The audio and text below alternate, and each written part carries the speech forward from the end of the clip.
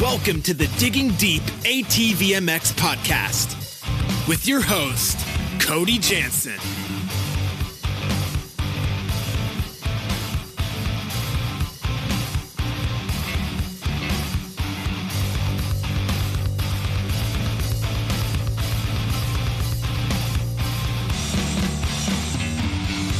What's up, everybody? I'm your host, Cody Jansen, and welcome to a big-time episode of the Digging Deep ATVMX Podcast, episode 23, brought to you by CST Tires. It continues to be an unprecedented and crazy time in the world right now. The COVID-19 pandemic has caused plenty of stress and uncertainty in our lives. As I've said every week so far, our hope is to offer you some reprieve from the realities of the world right now and a respite amid the current climate of the COVID-19 outbreak. Since our last episode, we know that south of the border has been rescheduled for October 17th and 18th, essentially making it the finale, which means the Ironman Raceway event scheduled for May 23rd and 24th is now the season opener for the ATV Motocross National Championship Series. Fingers crossed that we're able to go racing by then, but it costs us nothing to be optimistic. If you're a regular listener, you know I'm a constant optimist and a glass half full kind of guy, so that's what you'll hear here on the Digging Deep ATVMX podcast. Big show tonight. We have plenty to talk about, and we'll be joined by stars of the sport, Joel Hetrick and Jeffrey Rastrelli, to do so. A lot of ATV talk happening right now, and it's our turn to weigh in. You may have heard about all the ATV versus dirt bike talk coming out of the PulpMX show Monday night, the biggest moto media there is, and I love Pulp, but we have some things to discuss here. So that'll be a major topic of tonight's show, but before we get into all of that, let's thank all the sponsors that make this show possible. Thanks to our title sponsor, CST Tires, CSTTires.com. The PulpMX tire is the best tire on the market no matter what the terrain. Join the CST takeover today or prepare to be beat by someone who did.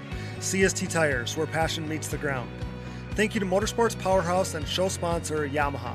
We are proud to be partnered with the winningest manufacturer of the past decade in ATV motocross and the #1 OEM supporter of ATV racing. The Digging Deep ATVMX podcast is Team Blue Crew. Thank you, Yamaha. Check them out at YamahaOutdoors.com. Thanks to another member of Racing Royalty and longtime sponsor of my personal efforts, Valvoline. For over 150 years, Valvoline has been dedicated to innovating and improving your driving and riding experience. The world's oldest oil company still leads the charge with unrivaled products and lubricants. Thank you to Team Valvoline for coming on board. We are proud to be partnered with Grip Gloves. Grip is an ATV rider owned and operated brand with the rider in mind and keeping costs affordable the goal. This Michigan-based family operation recognizes riders' desire to showcase their identity with eccentric colorways and crazy patterns, something not often found in the work of big manufacturers. Here to push stereotypes and limitations, Grip is driven to produce a glove with cool colors and designs that won't break the bank. Get a grip on life. Check them out today at grippedgloves.com. That's GRIPT gloves.com and use discount code DIGGINGDEEP10 to save. Thank you to SSI Decals. SSI Decals was a key contributor to Team USA's winning efforts at the Quad Cross of Nations, Joel Hetrick's 2019 pro title, my national championship last season, as well as Chad Whedon's program that tasted victory in Daytona. Simply put, SSI is the decal choice of champions everywhere. Their track record speaks for itself. Champions choose SSI decals for unmatched look and quality. Thanks to those guys. Check them out today at SSIDecals.com. Thank you to DID Racing Chain and their 520 ATV2 X-Ring chain. Team USA, Joel Hetrick, and myself all trusted DID's unrivaled chain quality all the way to championship victory this past season. Wherever you go, go with DID. Thank you, Namura Technologies. Namura, pistons with an attitude. Namura has led the charge in the ATV and side-by-side market since 2001 with their wide array of pistons, rings, gaskets, and industry-leading top-end repair kits. Visit your local dealer or online at namura.com. That's NAMURA.com. Also, a big thanks to Bronco ATV and UTV components. Bronco has been the industry leader in replacement hard parts and accessories for all makes and models for over 15 years. Whether it's electrical components, engine internals like rods and cylinders, suspension parts, or bearing kits, Bronco is your hard parts source when it comes to whatever you need for whatever you ride. BroncoATV.com. Thanks to Forworks Carbon for their continued support. Known for their hoods, seat covers, array of carbon parts, and so much more, Forworks is your one-stop shop to give your ATV a new and improved look for 2020, with increased function. New year, new look with Forworks Carbon. Head over to their social media pages or website today. Thank you to Forworks Carbon. Thanks as always to Evans Waterless Power Sports Coolant. Upgrade to Evans now to avoid overheating and boil over next time you hit the track. When conditions are at their worst, Evans is at its best. Use discount code DIGGINGDEEP20 to save at checkout, evanscoolant.com. Thanks to DP Brakes, the unquestioned leader in motorsports and power sports braking. DP has been the brand responsible for allowing Joel Hetrick, myself, and so many others to outbrake the competition every time we hit the racetrack. It's not too late to join the team, so act fast. www.dp-brakes.com.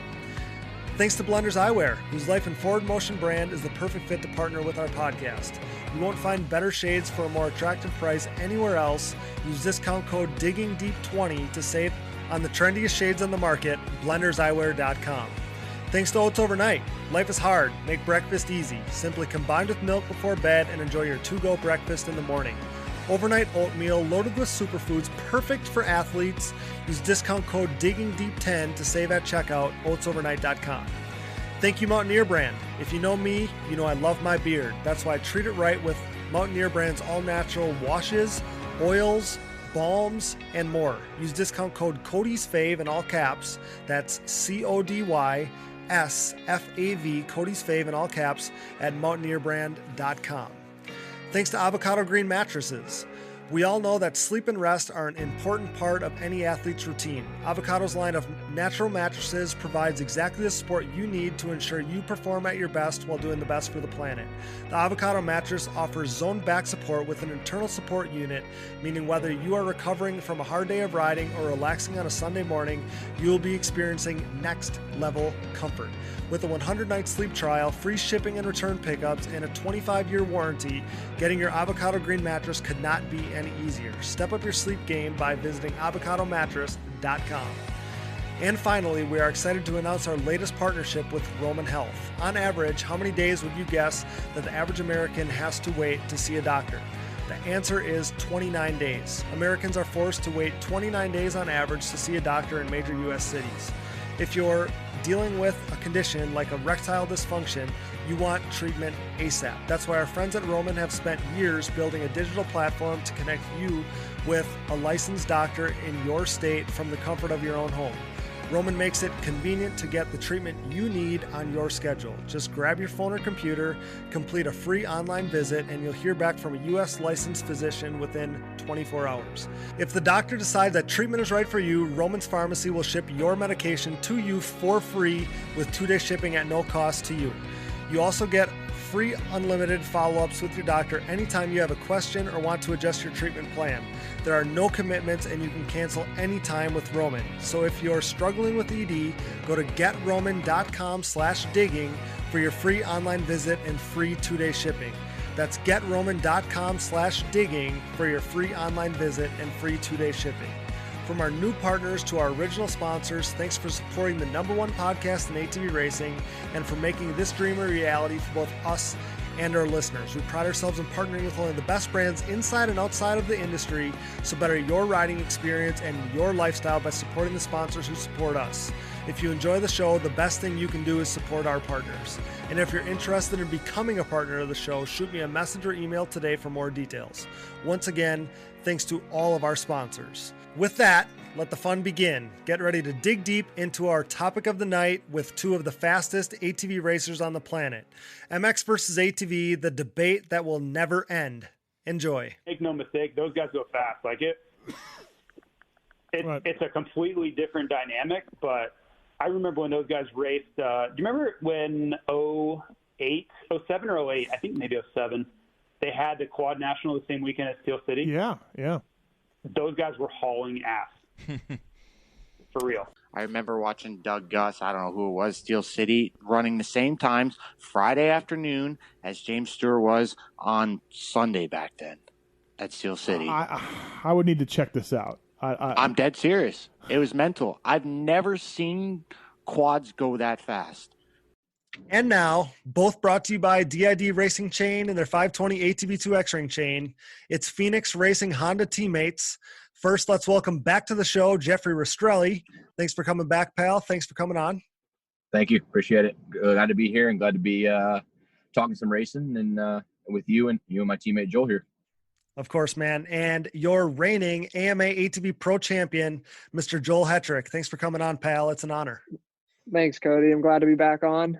We got a lot of good stuff to talk about, so let's get into it. Yeah, obviously happy to have you both. We went over some of the small talk stuff with Jeffrey last week, but Joel, how are things in PA? I hope that you and the family are doing well during this kind of strange time out there. Thank you. Yeah, we've been doing well. We just staying at home as much as we can. I've been riding at my track here at home, and the weather's actually been nice enough where I've been able to road bike outside and get some exercising outdoors rather than just staring at the concrete under, in the basement. Okay. And what's you guys got a shutdown going on out there, or how is that? Pennsylvania's pretty, I don't know, it's pretty bad. Everything's mostly shut down. They just shut down the schools for the rest of the remainder of the year today. And I don't know, I thought it was kind of on the verge of getting better, and then they did that. So not really sure where, what route that's going to take, but we're just hoping, it passes through so we can get back racing as soon as possible, of course. Yeah, for sure. So as far as racing goes then, I mean, what is your game plan? Like, how are you navigating this downtime, and how do you kind of ensure that you're, ready to go when we are able to go racing? Oh man, that's the hardest part right now because, there's no idea at all of when we can go back racing. And with everything that's going on, there's no one that can say, hey, let's plan for this. Like, we're just waiting it out right now and hoping for the best and staying healthy. And, that's the hardest part is since you don't know when you're going to race, you still want to continue to ride, and you're training, busting your butt, doing everything you can do. And at the same time, trying to not get sick from a pandemic that, is across the nation right now. So it's scary. At the same time, we're trying to get through it and just be the best I can for when we do, go back to Ironman and go racing. Yeah, that's exactly why I asked. And I kind of talked to Jeffrey about it last podcast was, I mean, you can't not continue to prepare, but you don't necessarily know you're for sure going racing 6 weeks from now. So yeah. Kind of an in-between deal. Jeffrey, when we talked to you last, the shutdown, lockdown type thing was kind of just starting in Florida. How are things down there? Has anything changed in the past week, or is it still like your life not affected that much yet?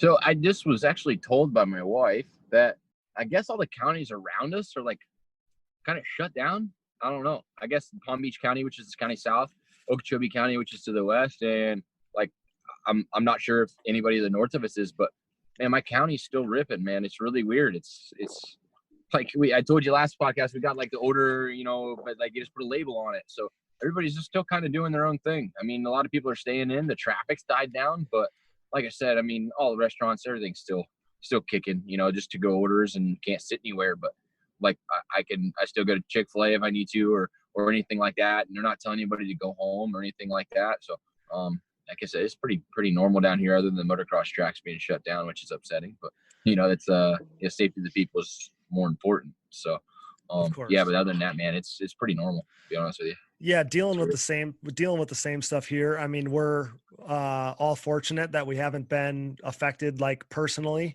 So fingers crossed that can stay the same, and fingers crossed that we can kind of get this season started, let kind of life go back to normal. Obviously, like we talked about, we have some downtime from racing right now, but we definitely got some big things to talk about. Here's kind of our topic of the night. Like, it feels like we're kind of just like we're not getting right to the point. So the topic of the night, Monday night on the PulpMX show, the topic of ATV racing came up, right? And, Steve has been super cool to me. He gave me the go ahead to play any clips that we want here on my show. So let's roll the audio, sifted through hours and hours of content to kind of get it kind of down to this highlight reel. So bear with us, listen to this, and we'll let everybody get up to speed on what happened on the PulpMX show Monday night. I've said this over and over. I don't insult the quad guys. I have no problems with quads. They support the industry. They buy a lot of our products that sponsor our shows. Absolutely. And we need everybody in this boat together. I would never race a quad or ride a quad. Well, I would ride one around the house maybe, or around the yard, but they're not for me, but I respect them. They go fast, but they're not. You'll never convince me, Hammy, and you sound like you're okay with this, that a quad guy has the same amount of talent as Justin Brayton or any of the top motocrosser guys. Justin Brayton could pick up a quad tomorrow and run top 5 at any pro quad race. I don't know about that. I don't know about that. 100%. I don't know about that. 100%. Eli Tomac would need 1 month on a quad, and he'd be whipping everybody's ass. Eli Tomac with like a month or 2 on a quad could whoop up everybody or run top 3 in any quad pro series. Tomac can have a year on a quad, and he's not going to be top 5 in a quad race. Oh my God, yes he would be. No, yes, I don't think so, dude. No, quad guys get hot chicks. Quad guys do get hot chicks. True, yeah. We got that verified. A top motocrosser will be successful at almost anything. That's how badass they are. Yes. And it's been proven over and over and over and over. How long do you think Eli Tomac would need on a quad to run top 3 or 4 at a quad pro national? I would say he would need 4 or 5 months, 4 or 5 good months of doing it. All right, I said a couple, but okay. So yeah, 4 or 5 months, and Eli Tomac could run quad pro speed, no problem. I respect quad guys, though, man. I mean, I do too. They're pretty gnarly. I do too. But all those facts stand. Motocrossers are the gnarliest. That's it. Bottom line. I don't want to hear about it. How long do you think Eli would need? Top 5. I'm gonna say, like by sunset. Thank you. If you're asking me if I think Tomac could okay, I'm gonna pivot and I'm gonna be ready for 2021. ATV motocross professionally. Yeah, I think he would be a championship contender in 21. Right. Yeah. Again, my whole point is motocrosser can pick up on a quad, no problem, easy. Give Eli till sundown, and he'll be winning the quad nationals. Okay, guys. So like I said, plenty to talk about. Let me preface this with the following. When I talked to Steve, he was super cool. He wanted me to reiterate that he's not anti-quad. He's not trying to hate on the quads. He just believes that pro supercross and motocross guys are so gnarly that he thinks there's nothing they can't do. That being said, I mean, Steve is severely underestimating the difficulty of ATV racing. So I guess, guys, weigh in. Like, what are you thinking when he's saying some of these things? I guess I'll start because I know Jeffrey is going to go on and he's going to be fired up. No. Like me and Carly were talking about it a little bit today. And I've honestly watched outdoor races and, picked up a few things from Tomac, just I transitioned him to my four wheeler. So yeah, he's going to be talented on an ATV eventually, but him being a championship contender by 2021 is unreasonable. And I don't think it would ever happen. That's like saying, give me, to 2021 and I'm going to go top 3 on a dirt bike. And I'm damn good on a dirt bike. I feel like I ain't going to top 3. Ain't no way. He's never rode a four wheeler ever. Okay. So there's just no way he could do that. I mean, there's so many things that, we do for the four wheeler, and it's mind boggling if we were to sit here and talk about everything we have to do to keep the machine flat or, to turn, do whatever. And the same thing for a bike. So they're two different, machines. And obviously he's not going to hop on and do what they think he's going to do. But I do think he could, have a year on it and come in top 10 because he is that talented of a rider. And I feel like if I had a year on a dirt bike, I could go in top 20 or top 10 because the competition level is different out there. There's a lot more riders in the 250 class. I'm not saying 450. I think 250, I could most likely qualify in top 15 on a 250 for if you give me till the same amount of time as Tomac. So, I mean, but it's not even comparable in that aspect to me. Is you're not going to sit there and say that because there's no freaking way. So before I let Jeffrey jump in, the one thing that you brought up, Joel, is yes, somebody that's that talented just as an athlete, he's going to be able to find some success, especially if he dedicates his whole life to picking something like this up. But my number one thing as I'm listening to them say some of the things that they're saying is you guys at the very top level of the sport are riding the four-wheeler as fast as the four-wheeler will go. So just to like, you don't just get there just because you're no. good. So yeah. No, you give him the same machine that, you know, I ride or Chad Weenan or Jeffrey rides. Give him a year, practice your butt off, train, do it, everything you can do for the full wheeler, you know, side of things, and he's still not going to come out and be a championship contender. He's going to be a top 10 rider. Yep. I know facts behind, you know, bike guys coming into the ATV world with Alex Waskob. I don't know if you remember him. Sure do. He came in, you know, dude's just got raw talent on everything he rides. He lives in my area now, and, you know, I've linked up with him a few times and rode dirt bikes, and he's just, everything he gets on, he can do. And he got on that full wheeler, and he was battling with Nick Moser in 2014, I think, in Pro-Am. So, you know, I don't know how much time he had prior. I think probably 6, 7 months, but, you know, that's where he was at when he did it. Yeah, I agree. So Jeffrey, let's let you jump in here. My personal opinion is how someone can say that they, you know, a person that hasn't done this sport their whole lives, we have trained day in and day out to eat, breathe, and crap motocross, just like Tomac does on a dirt bike, or ATV motocross, just like Tomac does on regular motocross. I don't see how he can come in and say that he's just gonna come in and beat us like that. It's physically not possible. To me, this is a good point for me. I ride dirt bikes as well. I actually rode mine last weekend. All right, I get on a dirt bike. Feels a little weird at first. All right, do a lap, do 2 laps. I'm like, okay, all right, let's do it. I can ride it. I jump anything you want. I can't corner the best, okay, but I could jump anything you want, anything. Like, that's one thing that they got on us, power and suspension. So you're gonna sit here and tell me, or sorry, not to get off topic. Sorry. I get on the dirt bike, get back on the four-wheeler. I've rode a four-wheeler my whole life. It is the weirdest feeling machine you can get on after you just rode a dirt bike for a moto. You get on that thing, I rode it for my whole life, and I get on, I'm like, wow, this thing's weird. It takes me a lap to get acclimated. I could go and do it if I wanted to, but my mind's like, man, this is completely opposite of what you just did, and I've done it my whole life. It takes me a lap to get back acclimated to the four-wheeler. It's two totally different aspects of riding. How you have to ride it, you know, it's just to compare the two it's going to be a lifelong thing. And you said this, it's going to be a lifelong thing, but I just don't think that it's an honest comparison. There's ever been an honest comparison on the subject, because it's almost not comparable. It really isn't. You know, exactly. it's so much different that I don't think that anybody can just jump on this four-wheeler and do it. I mean, like Phil, I mean, he vouched for us. You know, he said, I rode a four-wheeler. These guys are insane. I know Dustin Jensen down here in Florida. He got on my four-wheeler one time, and I tell you, he jumped everything on the track, and it was the scariest thing I have ever witnessed. It was nuts.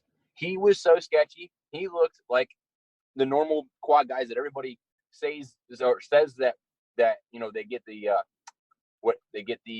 rep of quads is from the people that show up to the tracks and banshees and different things like that. That's where they get that quad rep that were slow and not good. And he was one of those guys. No offense to him, but he was one of those guys when he got on that four-wheeler. But I could go get on his 450 dirt bike and go jump everything and look normal. I might not be able to corner the best, but I can go do it better than he got on my four-wheeler and did it. I know that for a fact. So there's just been no even comparison, or because it's not comparable in a sense. You know what I mean? Agreed. So I literally spent 12 straight hours preparing for this podcast, sifting through their content, listening to what they have to say, re-listening to things like across the board, right? Well, I'm in my office, I'm listening to all this stuff, I'm going through it, whatever. And my girlfriend is listening to all this going down. And she says to me, like, cause I wasn't even paying attention that she was listening to this. And she goes, it's apples. She just out of the blue. She goes, it's apples to oranges. So she's like, if you only like oranges, how can you even compare the two? Or if you think that Eli is the very best orange, how can you say that he would be the best apple? And in my mind, I'm like, okay, that actually makes a ton of sense. Like, that is crazy. That is very true. Like nobody that isn't entrenched in our sport and knows the kind of dirt bike four-wheeler dynamic, I think would see it that way. So then for her to say that over my shoulder, and I'm like, huh, yeah. How could you ever compare the best orange and say that they're going to be the best apple, or even one of the best apples, or even an apple, because you don't even know how it would go. So if it's crazy. So, I mean, I guess like, and there was certain things that came up about, well, isn't it easier to putt around on a four-wheeler if you're a beginner? And I mean, this has always been my belief. It's easier to putt around on a four-wheeler than it is to putt around on a dirt bike if you're a beginner or a woman. I mean, whatever. But it is also true that it is harder to ride a quad fast than it is to ride a bike fast. Like Steve said that, four wheels means that you have more stability, right? Well, which is true. But four wheels also means that you're hitting more bumps, you're being affected by uneven faces, and the list goes on. Like it's never ending. But like it takes at the same time. Go ahead. At the same time, I feel like we got to look at it as most of the time we don't have ruts on the face. All right, they have to navigate ruts. I'm just trying to, like, that's where we're trying to compare apples to oranges. Is that the conditions are completely different. It is almost not comparable, like we're saying, and it bothers me that everybody wants to compare this, but it takes track maintenance, how it was prepared. I mean, there's so many different obstacles to, and the only way to settle is you almost can't. And right. It's crazy. Right. It's crazy. And we'll hear this audio later, but they had me on the wrap-up show to kind of talk about this stuff and whatever. And they kept coming back to Hammy comparing Redbud lap times. And I think he was comparing the lap times from, whatever year he was racing pro or one of those years or whatever. But there is a video out there, right, with a helmet cam of you, Joel, and of Kenny. Yeah. At Redbud, right? From 2015, I think. Yeah. From 2015. Yep. Right. And I guess without being able to show them what I was seeing in my head from remembering seeing that video, like no matter what the track is like, there are corners, there are sections, there are things where a bike is going to be better. And then there are obstacles, corners, sections where a four-wheeler is going to be better. So exactly.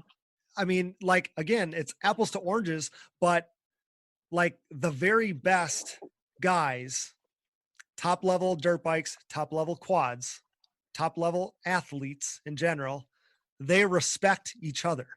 It's the people, it's the people below that have, that partake in the bashing, that can't coexist with each other. It's not the top level guys that have the issue with each other, I guess. No, I've never personally had an issue with a top level rider on a dirt bike rider. I've met tons at Club MX, and the first time we were there, I was by myself with Carly, and they were giving me a little bit of crap on the track. Like I think it was their summer group of kids or whatever, so they were just like for a month stay or whatever. They were just quad guys on the track, the main track, and everyone's watching me. I'm the only one out there. So yeah, they're going to go, pretend they're cheering for me, video me, whatever. So I came off and I'm like, hot-headed as I am, I came off. I'm like, what are you guys doing? Like, what's your problem? You talking smack or what? And they're like, no, we were just filming you. You're running this lap time, this and that. Like, I obviously knew they were talking smack, but after that, I stayed there for so long. I got to know all these kids. Like, I talked to everybody. So I talked to all these kids that stay there consistently. And, now I've met a lot of friends there. We've hung out quite a bit. Me, Rastrelli, Luke Neese, and Nate, two other kids, Peyton and Pope, had a ping pong tournament one night. Like, there's pro level dirt bike riders there, and then pro level quad guys just hanging out, mixing it up. So before. And another thing with those guys, they all the time we're like, dude, we don't understand like how you guys do that. We're like, what do you mean? Like, we don't understand. Like we had the whip videos at club. They were like, what? They looked at it and they were like, are you joking? Like, and these are top guys, these are bad dudes on two wheels, and they respect it because they see it. Like, I can't throw a fatty whip like they do on a dirt bike. I respect what they do. Like, don't sit here and say that I'm not as talented as you because I don't ride that same machine. That is not true. That's all. And they respect. And I think that's where this comes from, this disrespect, is because they don't see the level that we are at as much because we're not as a popular of a sport. So me and Joel go, say, the club this year, and we're riding the gnarliest sand tracks that, I don't care if you ride a dirt bike, a freaking bicycle, if you're running that son of a gun. Like, that is the roughest sand track we have ever ridden in our lives. These dirt bikers wouldn't even hardly touch this thing. And me and Joel are back there motoing this thing every day. Every day. They come out and watch and be like, how are you guys even riding that? And like, they're like, we won't even step foot on this track on a dirt bike. It's so gnarly right now. We're like, what do you mean? This thing's freaking awesome. We were killing that place. Like, if they would have came out there and rode with us, they would have been tired in 10 minutes, I feel like, and we would have whooped up on them. They wouldn't even have ride the place. And that's where they respected us, because we are bad dudes in a sense, on what we ride. And that's where, this whole club thing really, I think, helped us in a way in our sport, like combining the two and getting the respect from these top guys, but these other guys don't see it. So that's where I think there's a blind spot for our sport, because not a lot of people see us top guys, and we train just like they do. We ride motos just like they do. It's just a different machine, and that's where it's it's interesting to see that, if they see it, if it's in their face, then they respect it, but if it's just fitting in the distance, they can bash it all they want. So that's where I think that's where we're lacking in a sense, but that's where club is, brought, and me and Joel, and like he's saying, it's just, they respected it. And I'm not sorry to take away from you, Joel. I was just wanted to put that in there, Oh, you're good. Both of you, though, you have such a unique, like, you were the two guys I wanted to talk to about this more than anything, because you're at club, and you're at club because of your Phoenix, Racing Honda team. And you guys, that team is really the only team, because we had just talked about this on the previous podcast with you, Jeffrey, that they're the only team that's fielding ATV riders and bike guys. So then you're all in the same spot. And we had just got done talking about last week on this podcast that I had said that I thought that the ATV to dirt bike relationship was better than ever. And now this all comes down, and now we're talking about this. And I had said that relationship is better than ever. And I was crediting it to your guys' team. Like, you guys have the most kind of, you're inserted right at the heart of this, and you have probably the best view of this relationship between bikes and quads, because you're at a track with all top level bike guys. You're you ride for a team that's both bikes and quads. Like, you guys are the reason why this relationship is so good, I feel like. I agree. I think I can agree with that. And I know Joel, I don't know if he talks to Jace or Kyle, but like, me and Jace will shoot the shit, like, on text, like, often, like, at during season when they were racing Supercross and stuff. Like, I shoot him a text like, hey, good luck tonight, dude. He's like, thanks, dude. I give kind of pick him up a little bit, and when somebody respects you, because he's actually, we talk like friends, and it's because he sees what we do and we see what he does, and Kyle too. He's awesome. We did a workout together, and it was like cool because we were pushing each other hard. Like, we're both at a level of fitness that it takes a lot of work to get to. So it's like, just because it's one side or the other machine we're riding, it's like you said, the Phoenix team is really just, it's putting it in perspective of having both. And it's not just MX, and ATVMX, it's, all of them. It's both sides of, ATV GNCC and MX GNCC as well. So it's really cool. Even those guys, the GNCC guys like Heath Harrison and John Johnson, like, and Andrew DeLong, all those dudes, those are awesome dudes, and they respect us like we respect them. And it's really cool to have that relationship, to where I think, my whole life, I don't know about Joel, I've never had a relationship with a top level athlete from a different sport. Like it's always been like me and him, like, we're buddies because we do the same sport, but now we're kind of venturing out to that sport. And it's kind of just, it's cool, man. It really is cool. But go ahead, Joel. Oh no, I was gonna say it's been a blast hanging out with them guys, all winter long, training, riding. It's just, we got to know each other really well. And Getting to ride with them even is super fun. They watch us ride. You know, we watch them do motos on the Supercross track. It's super interesting to see their days. They train with the best athletes, you know, that we watch on TV, and they're out there riding Supercross with them. So it's really cool to watch that and then be a part of it. Talk to them like, hey, how was the track? You look good here. Like, I'm standing on the track watching these guys as they're ripping, you know, Supercross with Josh Hill, Justin Brayton, Chad Reed. It was super cool to me. And I'm super happy that the Phoenix team has brought that sort of, camaraderie and amplified it, you know, with what he's been doing at club too. So it's super cool there. You know, we've met a lot of friends and rode with them, had them ride our quad, had some major laughs at them. And it's just been an interesting couple months with, you know, everything that's been going on, and with, you know, being down at club so long and really getting to know them guys and the trainer there, and getting to road bike with everyone. And, you know, I met a lot of good friends down there. Yeah. You know, again, like, I just feel like you guys being close with those other top level bike guys, and then you guys going about your business at the same facility that they are, like, those guys, you're confirming it, but those guys know like what kind of talent that you guys have.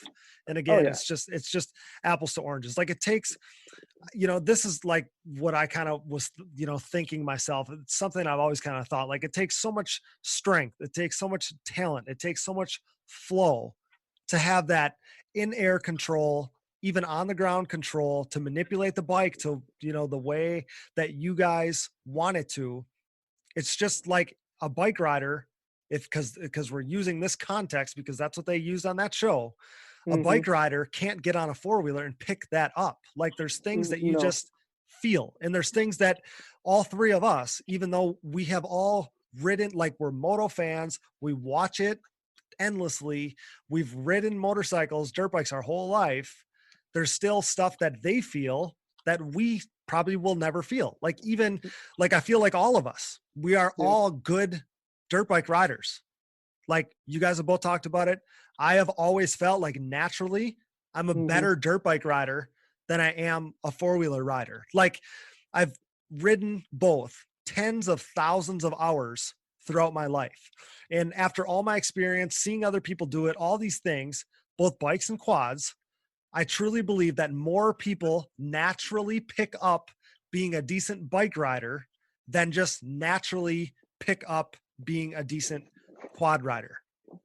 Yeah, I could agree with that. It takes countless hours to be comfortable on an ATV rather than, you know, I got on a dirt bike for the first time, and I don't know, I was a rider at the time. I think it was 2009. And I freaking was jumping everything at Splendora within the first day. Big triples, step ups, whatever. Like, obviously I wasn't good at turning at the time, but over the years of me only riding in the winter is the only time I ride this dirt bike, because I don't mess around in the summer. I felt like every year I got better, and this past winter was just insane. I rode with a good group of dirt bike guys, and they were all like pumping me up, like, dude, you need to race a dirt bike, you're freaking flying, this and that. And like, I don't know, it's definitely like we're just as talented as them. I feel like we can do transitions just like them. You put us on a flat track motorcycle, I'll ride that. You put us on, you know, GNCC dirt bike, I'll get used to that eventually. We can do the same thing. Like a snowboard, we can do, go on countless, you know, I feel the same. If the moto guys are that talented, which most of them are, them guys can hop on and do basically everything, you know. It's just, it's weird. It really is. Decent. Everything's decent. And that's where we come in with we've done it our whole lives, just like they have dirt bikes. So how can you come in and say they're going to be better than us when we did it our whole life, just like they did dirt bikes? And another topic too that I would like to bring up is if we had, per se, Phoenix is a great team, don't get me wrong, we have factory Honda support, but we are not factory Honda. Or per se, Tomac, factory Kawasaki. All right. Is he going to be as good with the resources we have, because we are not factory, we don't have the money backing? Would he be able to be as good as he is on a dirt bike on a four-wheeler? If he started with us, would he be able to without that big backing of a factory ride through his whole career? We've never had that. I mean, like, you know, we've never had the really big money contracts to go out there and take that risk Okay. Would it be worth it to him on a 4-wheeler again to take that risk for half the pay per se that they do? Yeah, mentally, is he going to want to do that? Right. For half the money. Is he going to want to get put over a berm? Yes. That's a good point I would like to bring up, because their contracts are insane money. I mean, they're just insane. And their win bonuses, there is a big incentive. And don't get me wrong, we have incentives too, but it is not near the incentive they have. Also, the endless testing hours, endless testing that they do to make that machine exactly like they want it. We don't have that. I'm sorry. We just don't. We have testing, but we don't go to California and go to our factory Honda test track and go out there with the factory and do testing and to make our bikes better as best they can. Oh, I don't like this bike. Like, we need to change it completely. Okay, then they do it. They'll make it whatever you want. We don't have that option. They got a freaking 24-hour dyno. Basically, they do R&D on their motors. Like, it's not like we say, it's not comparable in a lot of senses, and that's one of them. Or is he going to have the incentive to go out and risk his life like we do? Just a number, just a random number. Say if I this isn't true. If I went and ran, Daytona and I won, and I had $10,000 on the line, would he go risk his life and go that fast on a 4-wheeler for $10,000? Would he? I don't know. I'm just saying. Like, there's a big difference. He's going to win 200. Yeah. Or would he want to, come back from him about going over the bars and be like, this ain't even worth it. I ain't doing this crap. Yeah, $10,000, screw that. Like, but that's where, but if he was growing up like us and that's all we've done, like, we are not failed motocrossers, because I did ride a dirt bike and my dad bought me a 4-wheeler because he was a 4-wheeler rider. All right. And I just switched because I like the 4-wheeler more. That's just a personal opinion. Okay. I never switched, so I wasn't a failed one. That's exactly one thing. So in the highlight reel, I didn't play that they said that all ATV guys are failed motocross riders. And I didn't because no, you're fine. Cause I was going to go there, but you're fine.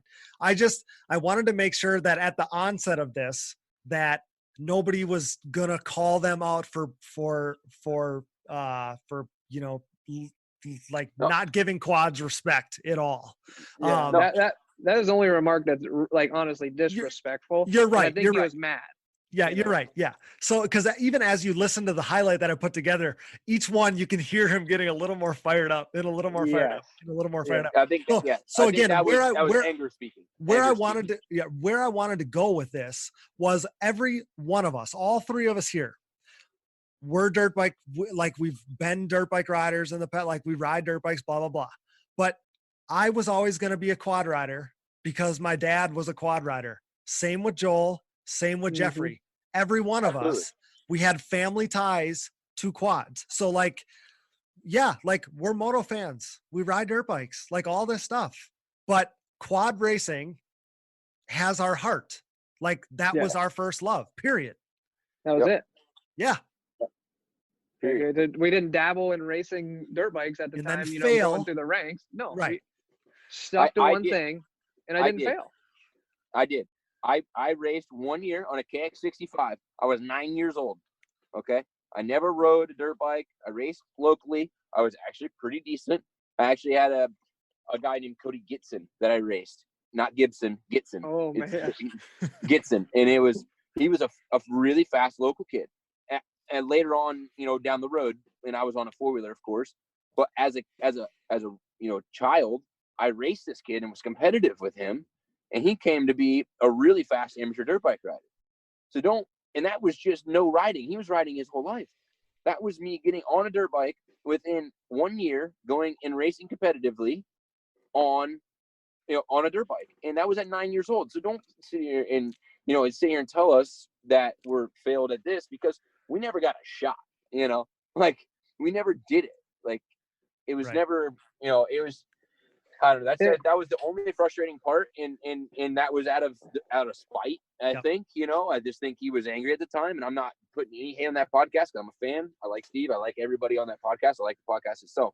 And fans, please don't take it as go bash them, because that's not what we're here for. We're just here to have a debate and here to talk as fellow motocrossers, dirt bike and ATV. and just mixing the two in. We're not trying to affiliate heat or hate into any of this, because that'll just make our situation worse. No, we just needed a chance to be able to vouch for ourselves a little bit. It's not firing back in a negative sense. It was just that we needed to insert some knowledge into the conversation.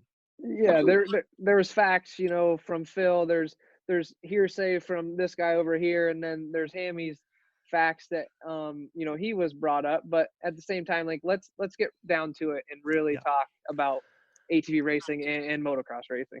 We'll get right back to the show, but now a quick word from our sponsors. And now, please stand up and make some noise for our title sponsor, CST Tires. CST Tires and their Pulse MXR tire have completely overtaken the ATV market. Used by Thomas Brown to clinch a third straight Quad Cross of Nations title, by Nick Janusa as he dominated the Montreal Supercross, and myself, Cody Jansen, as I rode my Pulse MXR fronts and white label soft compound rears to a 2019 national championship in the junior 25 plus class. The Pulse MXR tire, available in soft and standard compounds, offers the highest level of traction, most predictable cornering, and superior wear characteristics than the competition. Join the takeover or prepare to be beat by someone who did. CST Tires, where passion meets the ground. Check them out at csttires.com today. Anybody that I've gotten to try them, I've heard nothing but positive things back. We're proud to be Team Blue Crew here at the Digging Deep ATVMX podcast. Why choose Yamaha? Look no further than Chad Wienen's 6 championships in the past 8 seasons aboard his Yamaha YFZ 450R. Not to mention, Yamaha is the leading OEM supporter of ATV racing, and their support of this podcast proves it. For the 2020 ATVMX season, Yamaha's Blue Crew Racer Support Program will offer payout and prize opportunities, including the chance to win a brand new YFZ 450R. For more information, head to YamahaOutdoors.com and follow them on social media at Yamaha Outdoors today. For over 150 years, Valvoline has led the charge by being dedicated to constant improvement and innovation across all disciplines of racing. Valvoline has sponsored some of the greatest names in motorsports, and for the better part of a decade, I've been fortunate enough to be a part of the historically great Team Valvoline. From my commuting vehicles to small engines, race quads, and everything in between, I trust nothing but Valvoline in all of my equipment. I've experienced increased function and durability, as well as longer life expectancy thanks to Valvoline's array of products and lubricants. Since 1866, Valvoline has been focused on bettering your experience, whether on road, on track, or anywhere in between. Upgrade to Valvoline today and check them out at valvoline.com. SSI Decals is a name that is synonymous with ATV racing and synonymous with success. An offshoot of their parent company that was established in 1947, SSI first took shape from owner Ian Harris's passion for ATVs. After making number plates and decals for riders like Chad Wienen, the company quickly took off. Today, you couldn't imagine ATV motocross without SSI decals. The graphics maker now supports all the top teams in ATV motocross, as well as GNCC, Work Series, Pro Motocross and Supercross, Canadian Pro Motocross, short course off-road trucks, UTVs, snowcross, and, oh yeah, 6-time NHRA World Champion Clay Milliken. No project is too big or too small for SSI decals, making your identity stick with championship-level graphics. SSI decals. The Digging Deep ATVMX podcast is brought to you in part by DID Racing Chain and their 520 ATV2 chain. This patented X-ring chain boasts a steel alloy construction for reduced weight, increased strength, and a longer chain life, making it the optimal ATV racing chain. Pick up an ATV2 chain today at your local dealer or wherever DID chains are sold. Wherever you go, go with DID. We're pumped to bring on new partner, Namura Technologies. Since 2001, Namura has led the charge in the ATV and side-by-side market, covering more applications than anyone else in the industry. Namura's advanced piston technology uses a NASA-exclusive aluminum alloy that helps to reduce expansion rates, allows for tighter tolerances, and leads to higher overall engine performance for your machine. For more information about Namura's wide offerings of pistons, rings, gaskets, and industry-leading top-end repair kits, visit your local dealer or online at www.namura.com. Namura Technologies, pistons with an attitude. We're proud to announce our partnership with Avocado Green Mattresses. We all know that sleep and rest are an important part of any athlete's routine. Avocado's line of natural mattresses and pillows provide exactly the support you need to ensure you perform at your best while you're doing the best for the planet. The Avocado mattress offers zone back support with an internal support unit, meaning whether you're recovering from a hard day of riding or relaxing on a Sunday morning, you will be experiencing next level comfort.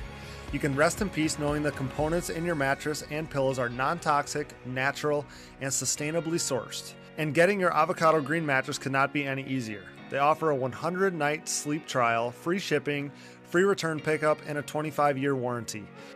And if that wasn't enough, rest assured knowing that they have a 5-star rating by verified customers, including some of our Digging Deep staff.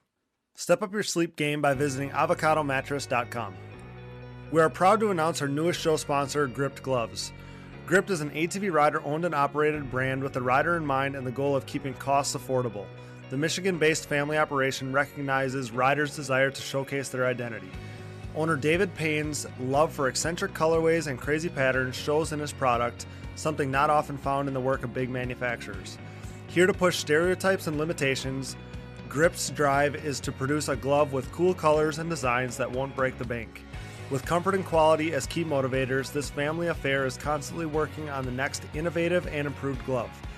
Get a grip on life, join the Gripped movement because no one wants a bland glove. Check them out today at grippedgloves.com. Use discount code DIGGINGDEEP10 to save at checkout. That's GRIPT gloves.com. We are also pleased to announce our partnership with Bronco ATV and UTV components. Bronco has been an industry leader in replacement hard parts and accessories for all makes and models for over 15 years. With a catalog that includes a full line of electrical components, engine internals like rods and cylinders, all the way down to suspension parts and bearing kits, Bronco is your hard parts source for whatever you need for whatever you ride. Available exclusively through distributors around the world, visit your local dealer or online at broncoatv.com. We are also supported in part by Evans Waterless Powersports Coolant.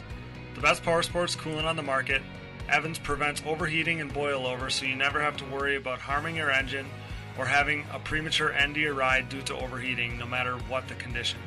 Designed for use in ATVs, UTVs, motorcycles, snowmobiles, and more, use what the pros use. Upgrade to Evans today. The Digging Deep ATVMX podcast is also sponsored by DP Brakes. A longtime supporter of ATV racing and the world leader in sintered brake technology, DP has been dominating the ATV world for decades by supporting the best four-wheeled racers on the planet. 2020 is no different with an impressive lineup including AMA ATV Pro Class champion Joel Hetrick and his Phoenix Racing Honda teammates. Myself, Cody Jansen, and my 2019 Junior 25 Plus National Championship. Baldwin Motorsports, Nick Janusa, Wesley Wolf, Dylan Tremelin and his 940 racing team, Troy Hill, and more in ATV motocross. In GNCC racing, DP has 16 of the top 17 pros heading into 2020. This includes the champ Walker Fowler, Bryson Neal, Chris Borich, Cole Richardson, Jared McClure, Adam McGill, and more. These riders continue to appreciate the high performance and impressive durability that their DP brakes have to offer, products that ultimately help place them on the top step of the podium. Available at www.dp-brakes.com. Purchase at your local dealer or even message the show for their contact info today. What are you waiting for? Join the best ATV riders on the planet on DP Brakes. Forworks Carbon's innovative lightweight products include top-notch seat covers, carbon fiber and plastic hoods, tank covers, exhaust shields, shock guards, and much more. Whether you have an ATV, UTV, or snowmobile, Forworks has goodies that'll make you salivate. I trust Forworks for increased function and a sexier look. Forworks Carbon, always working hard to bring high-quality, innovative parts to the market. Check them out today. Now back to the show. Right, exactly. So you just brought it up. Jeffrey brought it up earlier. So like I said, fast bike guys have respect for fast ATV guys and vice versa. So insert filthy Phil Nicoletti. This topic came up on another Pulp podcast since Monday night. And Phil, who's a Canadian pro champ, former AMA Pro MX podium finisher, he's extremely legit, had a very different opinion than Steve did. So let's give this a listen. How long would Eli Tomac or yourself or JB, because this guy was saying Brayton, so then we brought up Brayton a lot. How much time would you need on a quad before you could run top 5 in these quad nationals? I'm going to be honest with you, Steve. This might sound mental, but the number 1 quad guy, it's not. Well, Joel Hetrick, he rides for Phoenix. I think Chad Wienen's the number 1 quad guy. I think Joel won it last year maybe, or the year before, and Chad Wienen's won it the past 7 times. So I'm he's a not bad really dude. Sure. Yeah. But this guy's good. Joel is gnarly, and I'm faster than him at club. And one day when my team was down here, Joel came out, and I said, "Hey, let me ride your quad." And he said, "Yeah, man, go ahead, take it for a rip." And I rode this fucking thing, and let me tell you what, that is not a smooth ride. No, I'm being dead serious. Yeah. That thing is a death trap, and it's only got 3 inches of fork travel on the front, and dude, I don't know if I could do it. Really? Okay, because JT said give Eli like 1 day. He was kidding, obviously. But there's not a chance. Not a chance, because you want to know why? When I went to get on this thing and start it, I kicked the thing the wrong way. It's a forward kick. Yeah, it's a forward backwards. kick. Yeah. Yeah, so I'm trying to kick the fucking thing down, and I about dislocated my knee. You know? Okay, but once you figured out which way to kick it, don't you feel like you could be pretty competitive? No. Okay. No, well, you're not helping my PulpMX show cause. So what we need to do is get this guy on JB's bike. They go ride, okay, and then we'll see what their lap times are. And then JB gets on the quad, and this guy gets on the quad, and they race that. And then we see JB will be closer to the quad god than the quad god will be closer to JB on a dirt bike. No, I think it's rolled. What? Yep.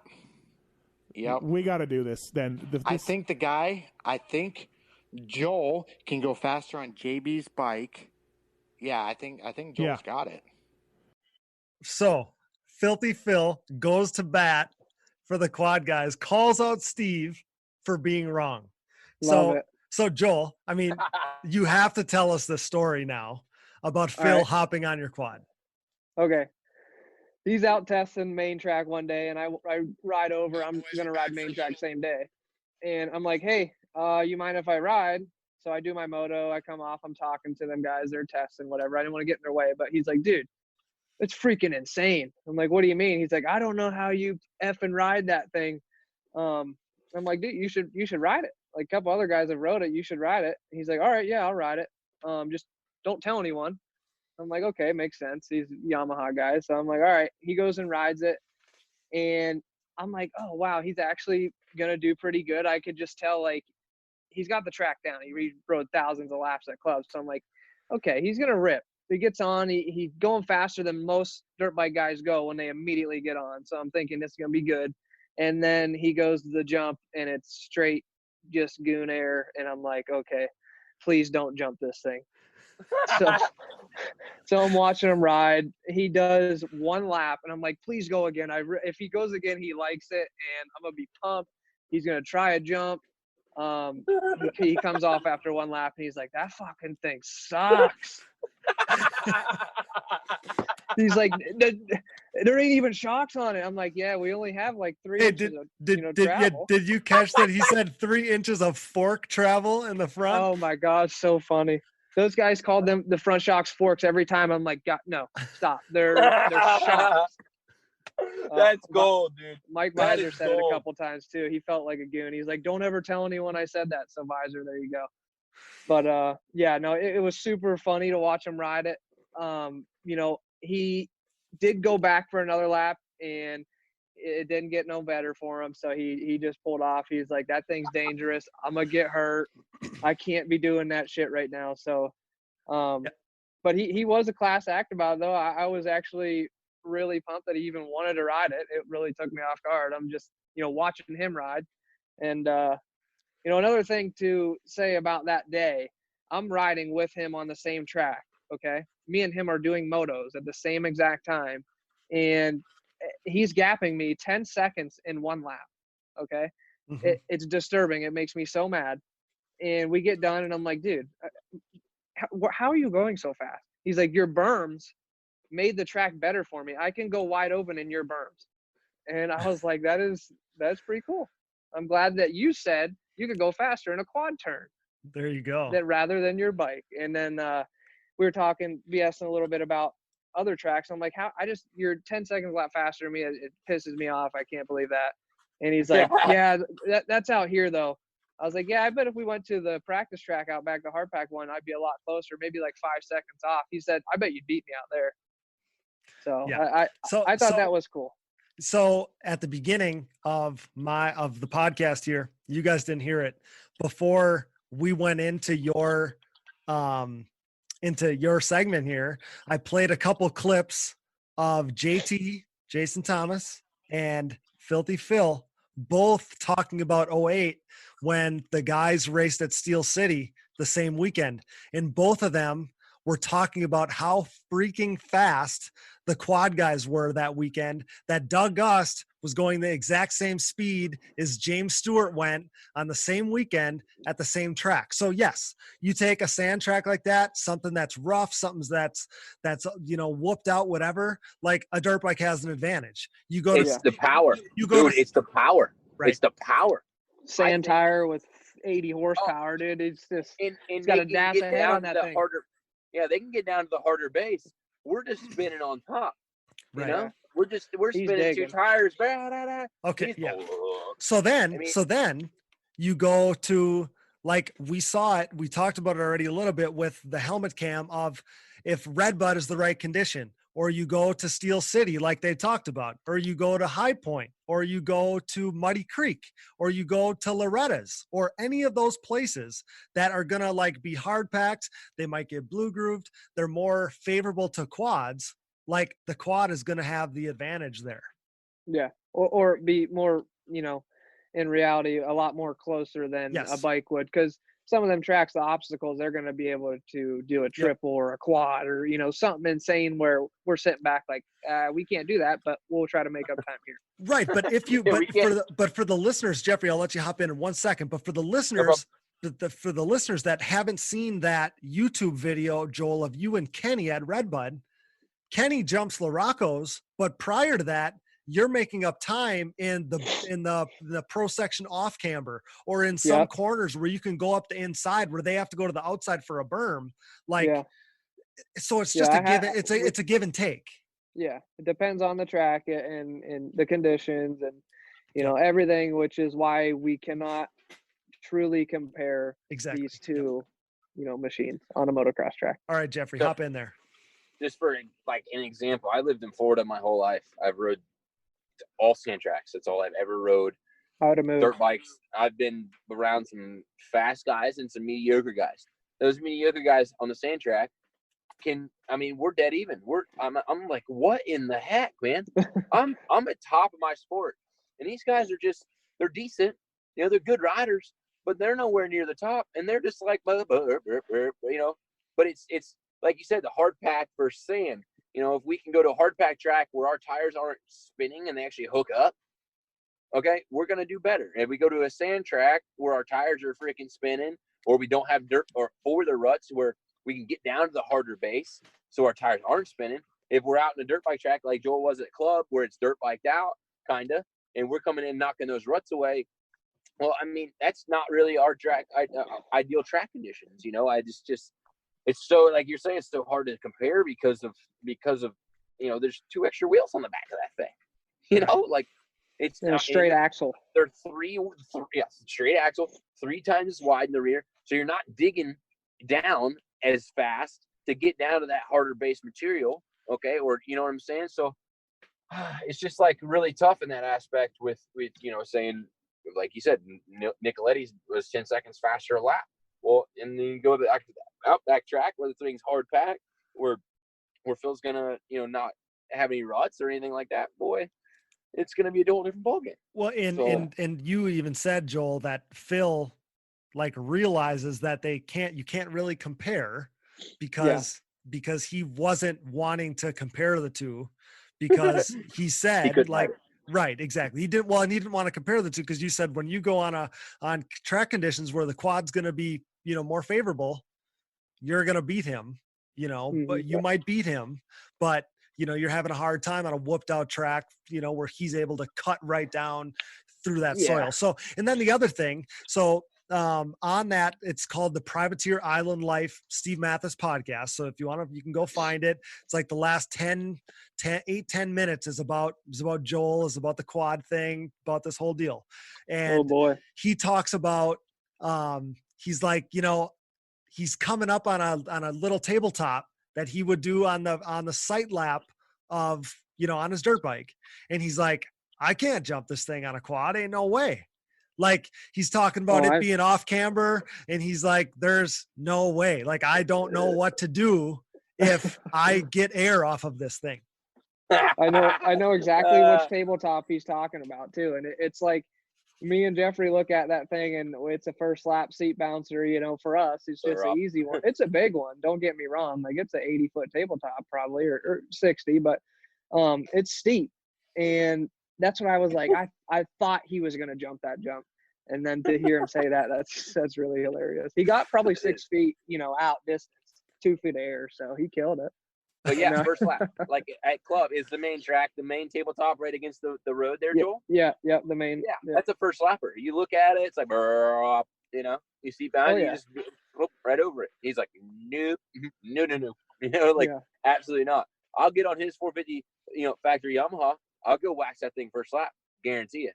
Yeah. I'll jump everything on that track first lap. Yeah, that's the big difference right there. Is if you know, we did do a segment, you know, where me and Justin Brayton are riding each other's equipment, it's not going to be comparable, because I can ride a dirt bike, and if we're doing it all the same day, then I'm winning by minutes, because there's no way that he's going to be even possible to jump every jump on club's main track, because they just redid it and it's absolutely huge, and he would be mind blown to jump the full way that far. So that's a bet I'm willing to take, and I'll bet big on that. To simplify it, because they were trying to figure out how you would compare. So, I mean, if you guys both do dirt bike lap times and then both do quad lap times, like, the way to simplify it, who is the ATV guy a better bike guy, or is the bike guy a better ATV guy? Simple as that. Better dirt bike guy all day long. And the four-wheeler guy is going to be a better dirt bike guy every single time. Every time. It's not fair, you know, to do that to them, because I wouldn't say every time, because I know a couple people that can't ride a quad or a dirt bike. All right, and but we're talking about top level, right? We're talking top level to top level. So let's say who is a top ATV rider that has not ridden a dirt bike though? Who's one of them? You'd have to go outside the top five. Man. Brandon Hogue. No, he's rode mine. Well, but I mean, I'm talking about like on the regular. I'd say he's a somewhat beginner, because he don't have a dirt bike, so he hasn't rode much. Yep. But you know, I've watched him ride. He jumps all the jumps. So he's in the same boat. Like, in one day, he jumped all the jumps on my dirt bike. So of course, okay. Yeah. So there, boom. That's what I was saying that, because I have been somewhat rode a dirt bike my whole life. Whether it was, you know, I mean, I could skip 5 years and then come back and ride a dirt bike, but I've rode one my whole life. Yes, it takes me a little bit to get acclimated, but I tell you, I was at a local little supercross style track that I ride all the time. It's a private track. I was riding my dirt bike last weekend, and there was a couple dirt bike kids there that they're dirt bikes riders. I mean, they do it every weekend. They're weekend warriors. Don't get me wrong. They couldn't ride this track. They just could not do it. And like, my dad's like, why can't people ride this track? Is it that difficult? It's like, it's pretty tough. But I was out there on my dirt bike, jumping everything. There's a massive double there. It's about 80 foot. I clapped it, no problem. I mean, I built a step on, step off there for us, and I ended up freaking seat bouncing and jumping the whole thing on my dirt bike. Like, we can do it, you know, I mean, pretty well. I think if you gave us a day on top of it, if you gave us a full day, us, me or Joel, on Justin Brayton's dirt bike, and he got a full day on his quad, no way. Even a full day for him to get acclimated, there's no way. So I'm sorry. It's just not possible. And you guys have both said it, and obviously any ATV guy that's hopped on a dirt bike has probably felt this. Like, maybe for some people when they first start, the cornering part is obviously the hard part, but jumping a dirt bike is kind of like, it's the same as jumping a four-wheeler, but it's like having the governor off. You have more travel, you have more speed, like it's easier. The bike doesn't get as upset as the four-wheeler does. Yet if you invert that and try to put the dirt bike guy on a quad, he's going to be clueless. Just like Phil said, he doesn't know how to keep the quad straight. Like they were talking on the show, like, how do you keep the four-wheeler straight in the air? They were literally asking each other. And that's when and Alex Ray came on too. And he talks about it a little bit too, where and we heard that in the highlight, where he said that he trained with Joe Bird, but he was still like, I feel like he was, maybe it's been long enough since then or whatever, but he thought that, Tomac could be a top guy in a handful of months. And there's no way. Yeah. I top, like a top guy, let's say top 10, and I'll give him 8 months and he'd be maybe top 10. Yeah, but that's just right. Their thing, they kept saying top 5. And if you look at the top 5, where Joel, Chad, Jeffrey, Thomas, and whoever you're going to put 5th, Janusa. Yeah. I mean, there's no way somebody just hops into your level of racing. There's just no way. Give him all our resources. He takes my Phoenix Honda ride. I give him all the resources, shock testing, motor testing, everything that I'm available to. And you give us their factory ride, their machine, and you let us have 1 year on it. He will not, I'm not going to say we're going to be a top level motocross rider. Okay. Because I just don't think we're going to be able to go and be a top 10 guy. I just don't, because I don't know how to ride a dirt bike good enough. I don't care if I have a year or not. And for them to say they can come and learn everything we've learned in 16 years in 1 year and come and be a top 10 guy, I'm sorry. It's just not possible. Hey, I think go ahead. I'm saying you give me a year with someone's factory dirt bike ride, and that's all I'm doing for a year, I'm running top 10 in 250. And 250s. Okay, 250s. Yes. I'll get you. Okay. A year on a factory, like I don't even have suspension on my dirt bike, and I still kick ass. I feel like, I mean, for the most part, like I get head wobble and that shit, but like I'm actually good at turning, and like the only thing I really need to figure out is the scrubbing. But I mean, with a year, shit, I'd be able to figure that out. I feel like. Well, see, but they're thinking the same thing. But with all the resources, with the big contract, we're talking money. I'm talking money. I'm talking everything. I'm just talking resources. But you're talking money too. You put that involved, and it's a whole different freaking ballgame. I mean, we're talking pennies to their dollar for what we make compared to what they make, and that's where we said earlier, are they willing to risk it? For what we got. I mean, I just don't think. I don't think so either. But I think resources. But I agree with you. I was saying top 10 450s. Okay, yeah, I don't think 10, that. Top 10 250. Yeah, I could be with you on that all day long. With a factory ride, like 1 year, you start January 1st, you show up Anaheim on January 4th next year, which I think that's what the Anaheim one is. Outdoor. Outdoor guy. Outdoor, you're not talking Supercross. Only outdoor. No. I don't do death cross. I'm with Phil Nicoletti on the death cross thing. I ain't messing with that shit. I'm strictly moto till I'm done. Like I'll mess around with some arena cross stuff, but All right, but either way, 1 year exactly, and I agree 110% that we could go without those resources. Yes, 110%. 250 outdoor, 250 top 10 outdoor MX with 1 year of resources that they could give us, and vice versa. I don't think they could finish top 10 if we gave them ours, and I think we could if they gave us theirs. See, and where I fall on this is you two both being top 5, clearly pro ATV guys. You have the talent that they're talking about when Steve thinks that the top level dirt bike guys, pro supercross, pro motocross, have the talent to just be badass at everything, including switching to quads.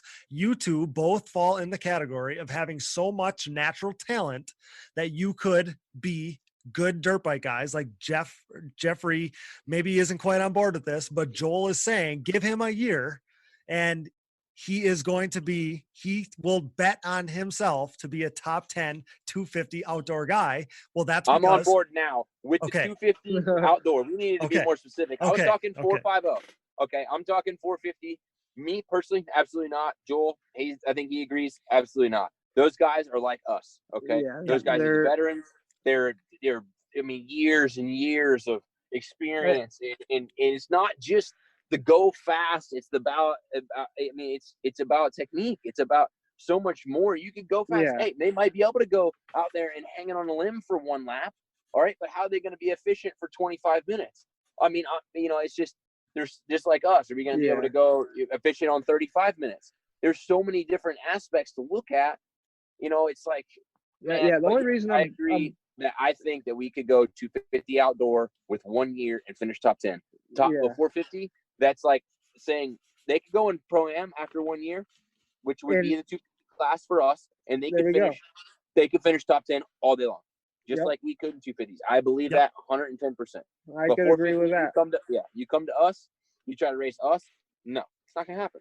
And so vice versa. We're gonna go race them, and we're not gonna be able to do it. I mean, it won't. I didn't know it. I know it. We will be good, but we won't be good enough. Yeah, and I loved that again, like Phil was totally on board with how gnarly you guys are, how gnarly the four-wheeler would be to ride compared to a bike. He was totally not on board with the idea of a top pro bike guy getting on a quad and just picking it up. So when you think of dirt bike guys and you think of somebody that's crazy, naturally talented, can do anything, like they'll pick it up like nothing, they're good at everything. Okay, Travis Pastrana. Yes. In 2005, my dad had a Pro-Am rider that rode for him. His name was Corey Gauthier. And he was training in Florida he was riding at Croom. And maybe you guys have been there. You probably have. Yep. Open riding sand area. Guy is ripping through the trees. You can hear somebody on a two-stroke riding this like a 250 as fast as it will go. Comes flying out of the woods. It's Travis Pastrana. Pulls up next to the quad. Says, "Hey, can I ride that thing?" Sure. Corey says, "Sure, ride it." Travis rides it for like 30 seconds. Comes off. Says he can't feel his arms. Man, you guys are gnarly. I don't know how you ride those things. Dude can ride anything. Can jump anything. I just saw a video on Facebook not that long ago of him showing up at a Quad Wars thing and backflipping or Monster Jam, backflipping a quad. Like he can jump anything, but unreal.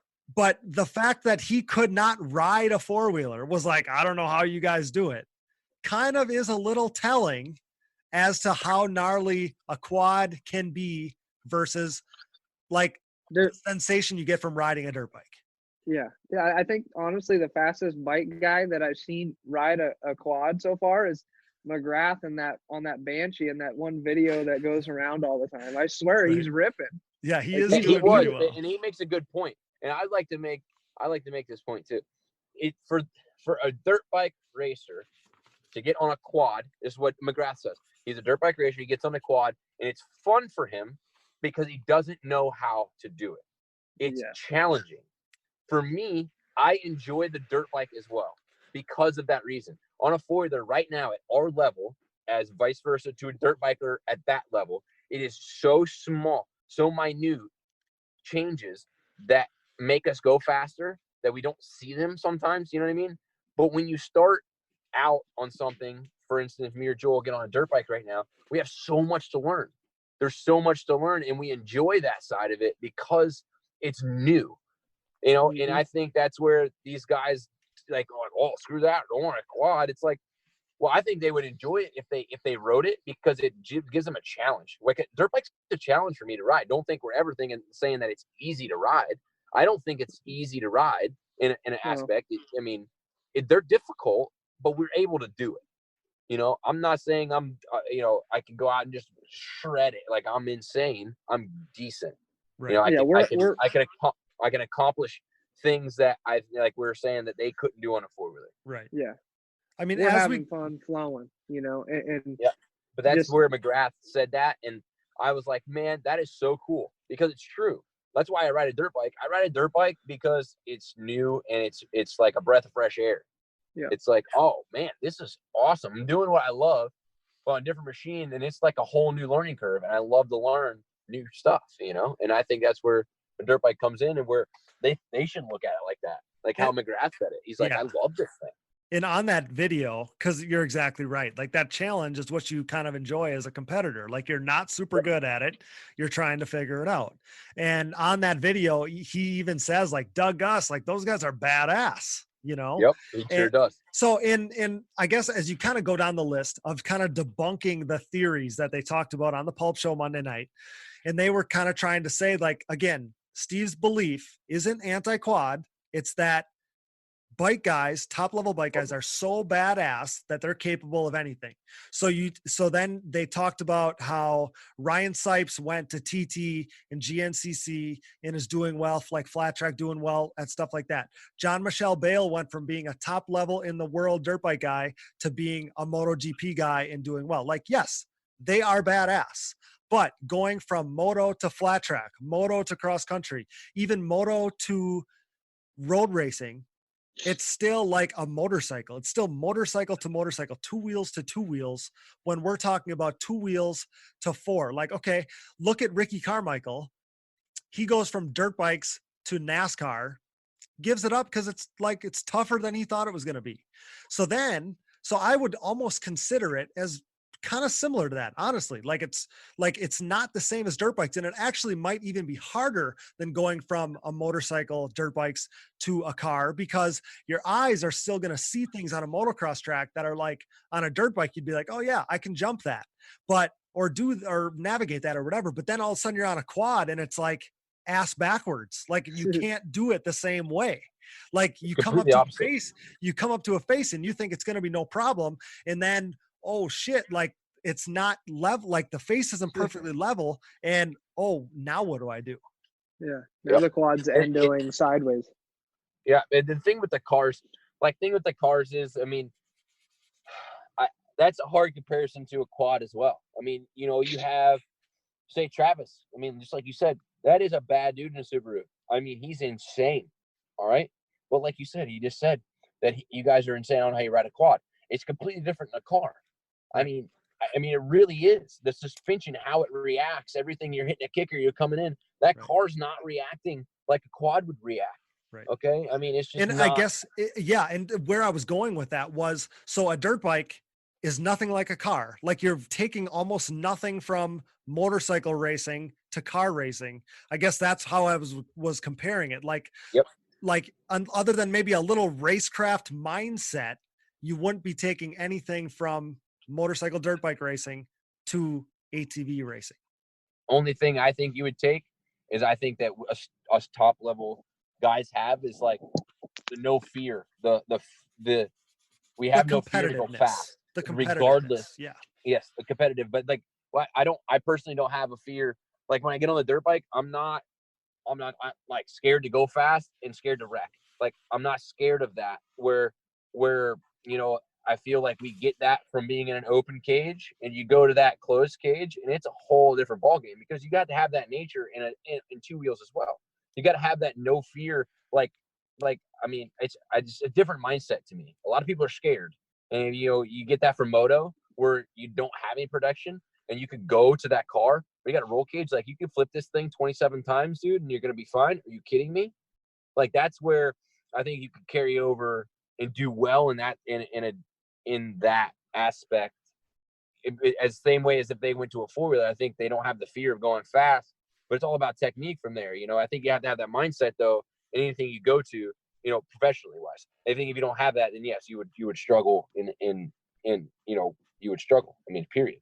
Absolutely. And I think that would help, you know, going to a car side of things. But that's with a steering wheel and a roll cage, like I'm saying. But I think that fear would be inset in them if they got on a quad with no roll cage, and this thing's bucking them side to side, and they're going off jump faces sideways. That's my personal opinion. I just think it's, you know, like it's got comparable car to a 4-wheeler. Once again, just because it has 4 wheels, I don't think it's comparable. I really don't. So could we ever set up this deal with Justin Brayton? Oh yeah, I would think so. I mean, he's at club regularly, almost. Well, before Corona, he was almost there every day, which we were too, training and camping. I talked to his mechanic in the gym multiple times. I've not talked to Justin, but I've said hey to him. Carly's actually talked to him more than me by accident. I think she didn't even know who he was. I'm like, seriously, you just had a full blown conversation. But I definitely think it's possible. David Eller, our team owner of Phoenix, is pretty good friends with Justin too, and with the Honda ties, I think it's definitely possible. Unless I don't know if he's gonna want to do it, but I don't think he will. I don't think he would want to be the guinea pig to maybe if he was going to look bad. He doesn't want to be that guy. Well, one last teaser for the Privateer Island Life podcast with Phil. He said there was no chance he was partaking in that because he was not going to be the guy to fail the bike community. Yep. That's what's going to happen. I mean, you could pick any guy. You could pick their most, crazy, reckless rider that's going to hang it all out. That's fine. It ain't going to take much for the times to be beat. I can tell you that. Exactly. Yeah. I mean, obviously we take Joel every single time, if that's because that's the comparison that they were making was Brayton to Joel. And it's a no-brainer in my guy. And again, I'm a Pulp guy, big Pulp fan. I didn't, we're not blasting him. They were cool to give us all the clips to include on our stuff here. But I mean, there's just no way. A top ATV pro will be better than the top bike guy every single time. Yeah. Yep. And at the end of the day, this is, like you said, we're not hating on anyone. There's no hate towards us. It seemed like a little bit, but it's from, other situations that I feel like caused race tempers for him to get irritated in the first place. Right. But at the end of the day, it's two different things. This is, for us, it's super fun to talk about it. I'm having, just talking about Phil riding the quad and what he said about the quad stuff is super cool to me. And it's fun to talk about this. And, now we have this little thing in the air, hey, can we get Justin Brayton to ride, my four-wheeler? That's awesome. And if we keep this going and, keep the camaraderie and everything, just keep amplifying it. And, this could be really good for us and everyone have a good time and some laughs doing it. Yeah, you know what? We talked about this before we hit record on this thing, but if we could use this situation as a kind of springboard for good exposure for ATV racing, and I was even getting messages from people that their opinion kind of changed. At first, they're like, "Oh, this what a bad look for quads," and by the end of it, they're like, after listening to Phil, they're like, "Man, Phil for president! This is the great exposure. He's talking up the quads." So again, yeah, kudos to Phil too. Phil, exactly. We appreciate you, dude. I think that was a big turning point. I think our conversation would be at a lot different spot if he didn't say those we'd be in a bad spot. We'd be in a bad spot if he didn't say what he said. I think, me personally, what the conversation was with Steve and the guest on the show, I think we've been in a really bad. I think I'd be kind of more angry, and maybe even Joel, and even maybe Cody, not angry, but just disappointed that we had to come on here and talk about it without anybody from that side backing us up. You know what I mean? I felt like we had been alone in this thing, and our conversation would have went elsewhere if he didn't say that. We had dude, absolutely not. That's not possible. We still have the Steve and other people in that industry that think that. We no, absolutely not. We are that we are. That's what I think. If it wasn't for Phil, then thank you, Phil, for this. If you ever hear this, thank you for backing us up on that, because I think you're the only valuable asset that we had, and you happened to and it happened to be perfect. It happened to work out. He happened to be talking to Phil, and he just so happened to ride your machine. He didn't. That did really work out. That's why we're looking at. He set himself up to fail. Yeah, Steve did. Yeah, he did. Yeah. So I just think it's really cool that he's come. Phil's coming on and he vouched for us. Man, those guys are serious. I rode that thing, absolutely not happy. I mean, that was really cool to hear that from such a prestigious guy in that sport. I mean, Phil's a bad dude. I always remember hearing Filthy Phil. I mean, the dude's a really, really good rider, and for him to get on that thing and be like, dude, you guys can have that. I'm out. Yeah, that helped us. in that looks of everyone, the MX guys as well, like not just us, you know, but I mean, the MX guys are like, dang, Phil's like saying these guys are bad dudes. Like he's a bad dude. So these guys must be bad dudes. So, like I said, just thanks to Phil, like for sticking up for us, you know, and I think it works out to where like our last podcast, Cody, I was talking about all positivity. Like that's what I'm trying to surround myself with. And with listening to the podcast of that negativity towards our sport really riled me up. But then I looked at it to the positive side and look where we're at right now. We're here talking about it. The Pulp Show talked about quads, and would it have happened if that particular, you know, the particular guest didn't call in that none of us else would have done, and it wouldn't have been a talk about quads at all.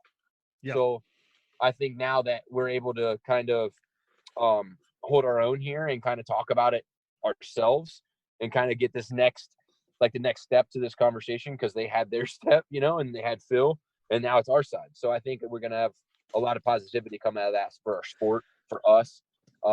You know, and I think it's going to be a lot more mutual, or it could go the other way, but I think it's going to go really good for the sport, you know, to have this, honestly, like we were saying before. I think it's going to end up being positive when it could have been very well a negative.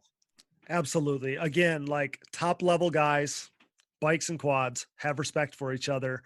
You know, Steve, opinionated guy, like he wasn't trying to hate. He just said he's not a quad guy, but he thinks the bike guys are that badass.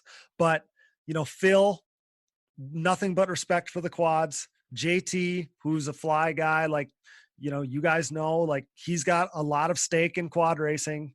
Paul Perebijnos, who is a super big name guy, won a championship with Dean Wilson, was a PC mechanic, all these things. He's the Renthal guy now. He treats me like royalty and all the other Renthal guys like royalty. Like he wasn't, you could tell, like he was the one guy that wasn't going to say anything anti-quad on the show. And then, I mean, you go back, like we talked about this earlier, but when we go back to Ironman last year, and Eli's watching the quad races. Dylan Ferrandis, I was told, watched your guys' races and never missed a beat, never looked away. Freddie Noren hanging off the fence, cheering for Joel. AC and Nick Way stood there and watched the entire moto, were totally zoned in on what was happening. Like the top guys, they get it. And Phil just got out there and went to bat for the top ATV guys. Yeah, absolutely. And which I think I have a funny story, or like a good story about actually a Soaring Eagle when Ken Roczen was sponsored by him. When we had the event at Soaring Eagle, I won the event. I think it was in 2015. The same year Roczen had, you know, the GoPro with Joel, but we were at Soaring Eagle, and Soaring Eagle had him come there to be a guest, you know, because he's Ken Roczen.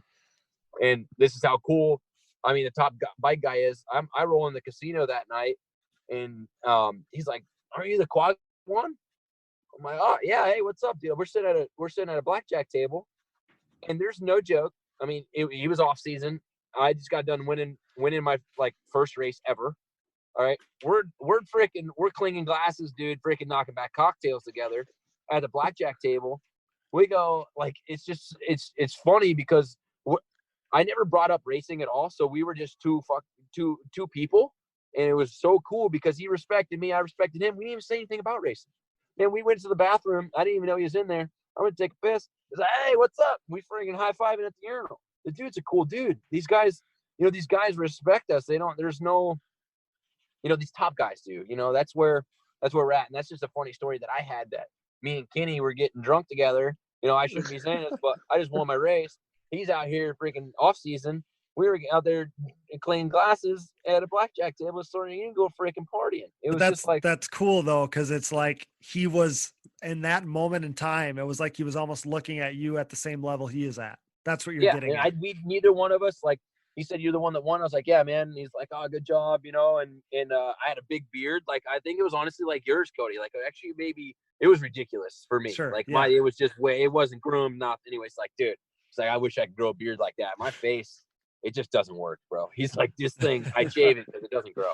It was just like, but it was just cool to relate to somebody. But we never talked about racing. You know, we never went there because we didn't need to. We didn't need to go there. He was like, "You're fast on four-wheeler. I was like, you're fast on dirt bike. Boom. That's that. Done. Yeah. We had fun. We freaking, it was like I knew the guy for a long time, how we kind of like hit it off. I never talked to him since. He doesn't know me. He wouldn't know me from anybody. But that night, dude, it was just cool that he wasn't like, oh, dude, they're just quad guy. I'm getting out of here. But there was mutual respect there. That's where you're going with this. Yeah. Yeah, absolutely. And his trainer was even like, dude, like in the next day, he's like, oh, dude, our drinking buddy from last night, our ATV guy. Oh, he's like, oh, hey, what's up, dude? And then I left. It was like, but it wasn't like that weird, like you're Ken Roczen or you're a quad guy, get out of here. Like, it was just like we were mutual, respectful. Boom, had a good time, left. That was that. And it was just really cool to have that. As Phil, he's not, I feel like, as known as Kenny, here right now. Yep. So to have that too was really, really awesome. To just hit it off with somebody at the top of your sport, at the top of that sport, top of our sport, and never even batted an eye or ever even crossed our minds to talk about racing, which was so cool. That's respect. You know what I mean? Like, we didn't even need to. It's like, I don't need to know nothing. You don't need to know nothing. That's it. Have fun. Right. Which I think is a perfect way kind of to tie a bow on all of this, is that there's respect both ways, but you're both bad dudes. Like, ATV guys, top dirt bike guys are both bad dudes, but it's apples to oranges. It's always going to be. Absolutely. That's right.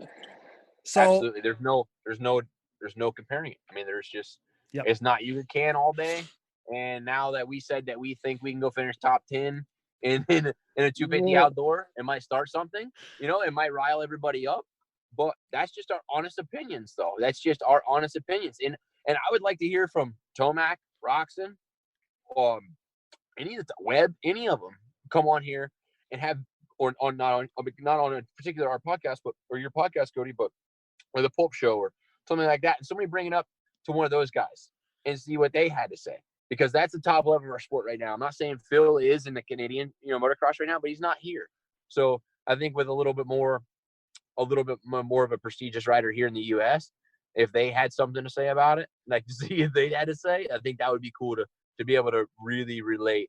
That would be the icing on the cake. They just got to ride it first, because that opinion from Phil is so accurate, because he rode the machine. Exactly. Yeah, and you were there to witness it. It was I like, watched the whole thing, so it's like there's, he can't go back and be like, I actually think I could do it. Like, no, I watched, dude. Like, you ain't fooling me, bro. Like, it ain't gonna happen.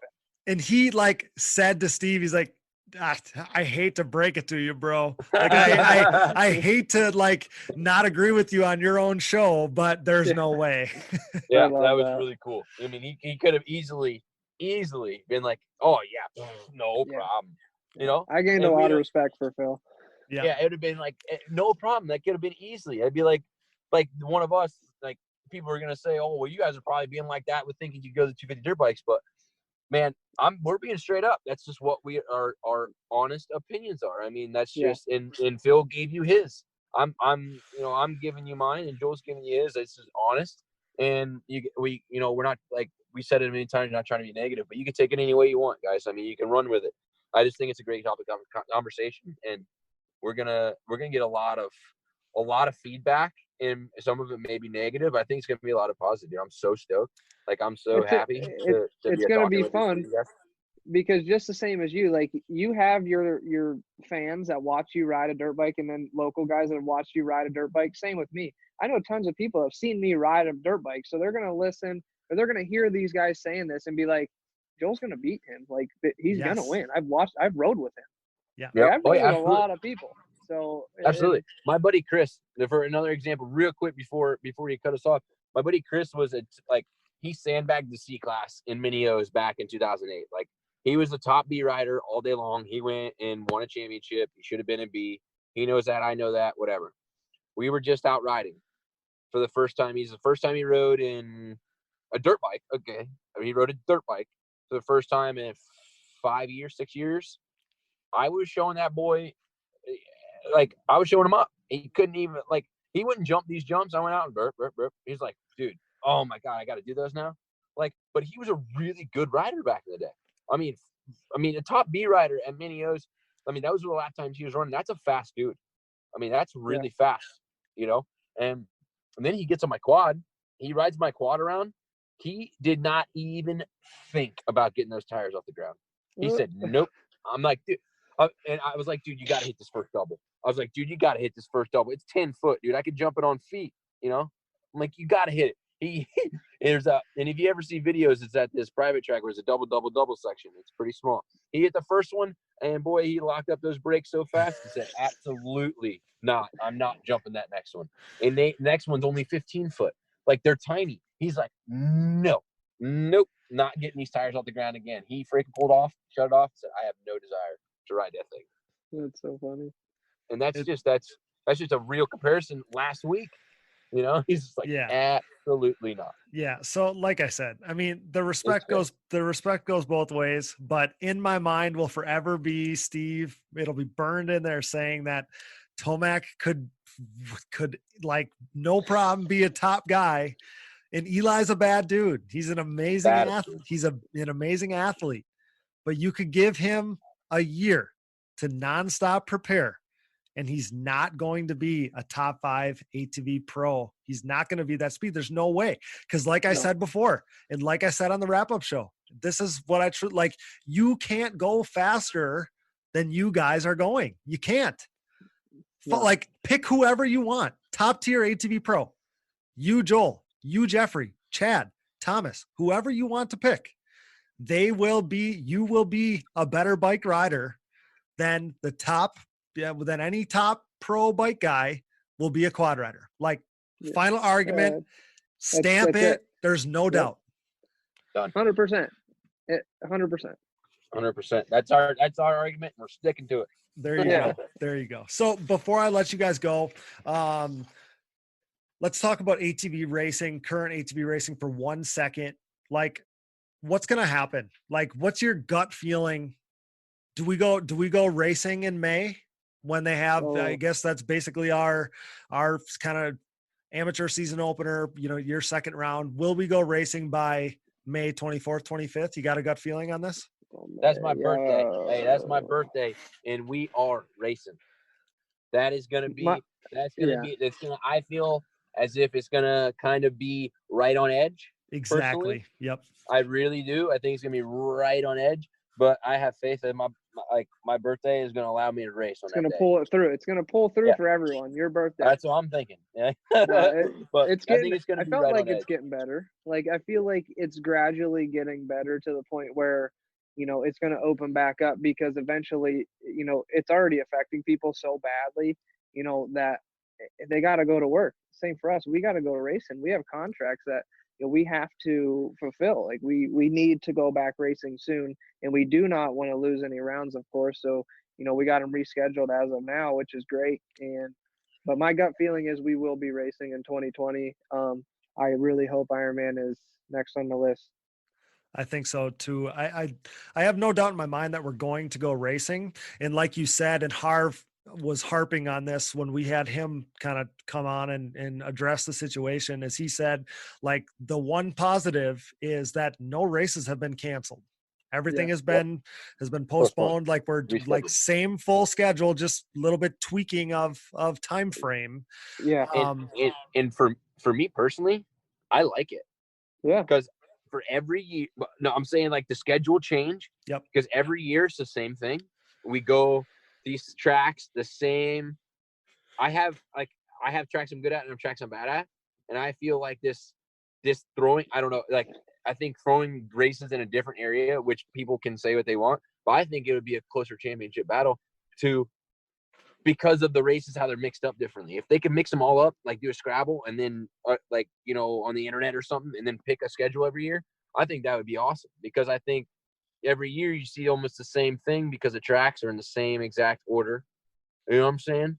Like, kind of thing. Like, if Joel's say we went to Texas and Joel's really strong at Texas, and he goes and wins, and now he's got a 15-point lead going in to the next round, and then Chad's there, and then he shrinks it, and then Joel, it seems like every year it's kind of like that. So now that they kind of, I don't know, through those other races at the end, we're going straight to Ironman after Daytona, I think that's wicked cool.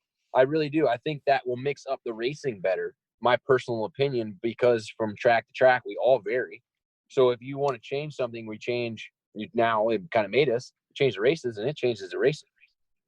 Yeah, I agree. And championship wise, I agree, you know 100%. I mean, you're totally onto something. Like I'd said it on an earlier podcast where, the schedule really like lends itself to some certain people, like the order of racing. So maybe it will mix it up. I mean, you never know, Yeah, no, you're absolutely right. You go to some tracks at some different times of the year, and yeah, I mean, it's going to be different. It's going to be different for sure. I'm totally on board with what you said, that Jeffrey, that it's going to be on the line.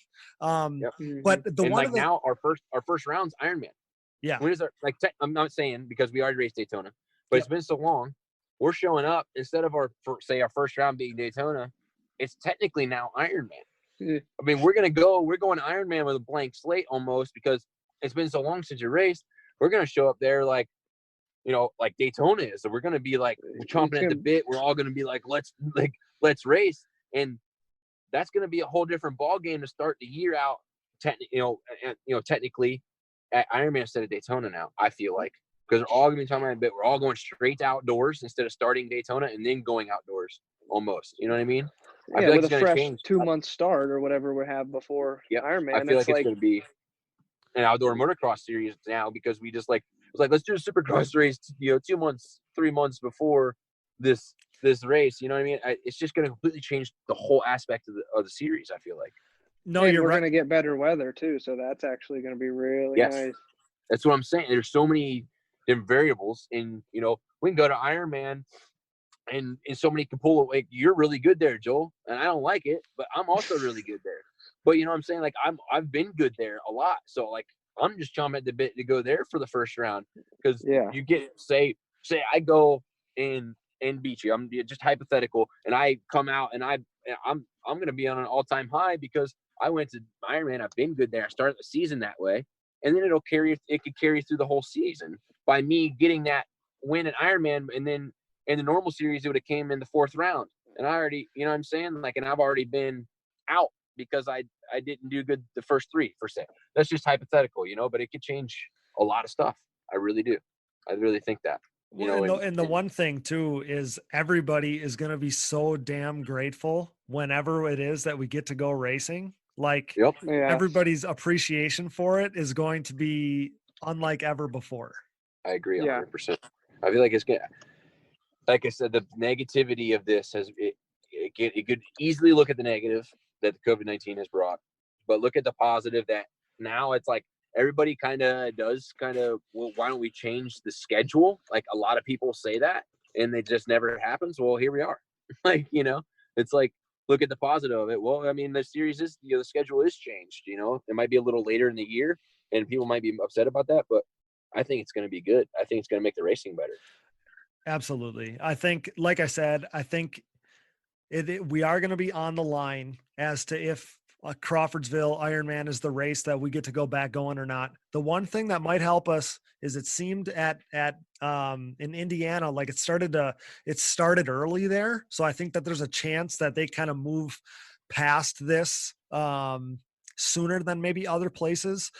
Like, this is the first week where you kind of started to see things, maybe like a light at the end of the tunnel. It might just be hopeful, but even like Major League Baseball is talking about hopefully trying to start to do their spring training thing again in mid-May. And when I heard that, I'm like, oh, mid-May, like there might be, we're in. Like there might be a chance. So yeah, I mean, I think, like I said, I think everybody's going to be grateful, and I just can't wait to get out there, go racing. Like you said, the weather should be good because we always have some cold, muddy, rainy early season races. That shouldn't be a problem now. And like I said, I just can't wait to go racing. But like I said, just again to tie a bow on all this, nothing but respect. I want to thank, obviously, the Pulp guys for giving us some content. They gave us some good stuff to talk about. They were cool to us about it. But like I said, nothing but respect. Bad dudes across the board, but it's apples to oranges, guys. It's apples to oranges. Yes, sir. That's right. Yeah. Well, guys, this has been great. Like, you two were the two that were going to be perfect to come on and do this. I can't thank you enough for your time and for debating this with me.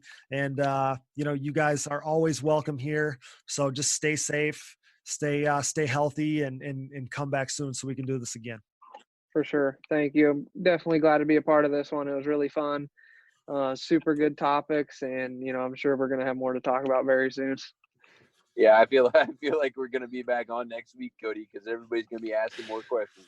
Yeah, well, it's good content, and I'm so grateful that you guys wanted to be a part of it. I really appreciate it.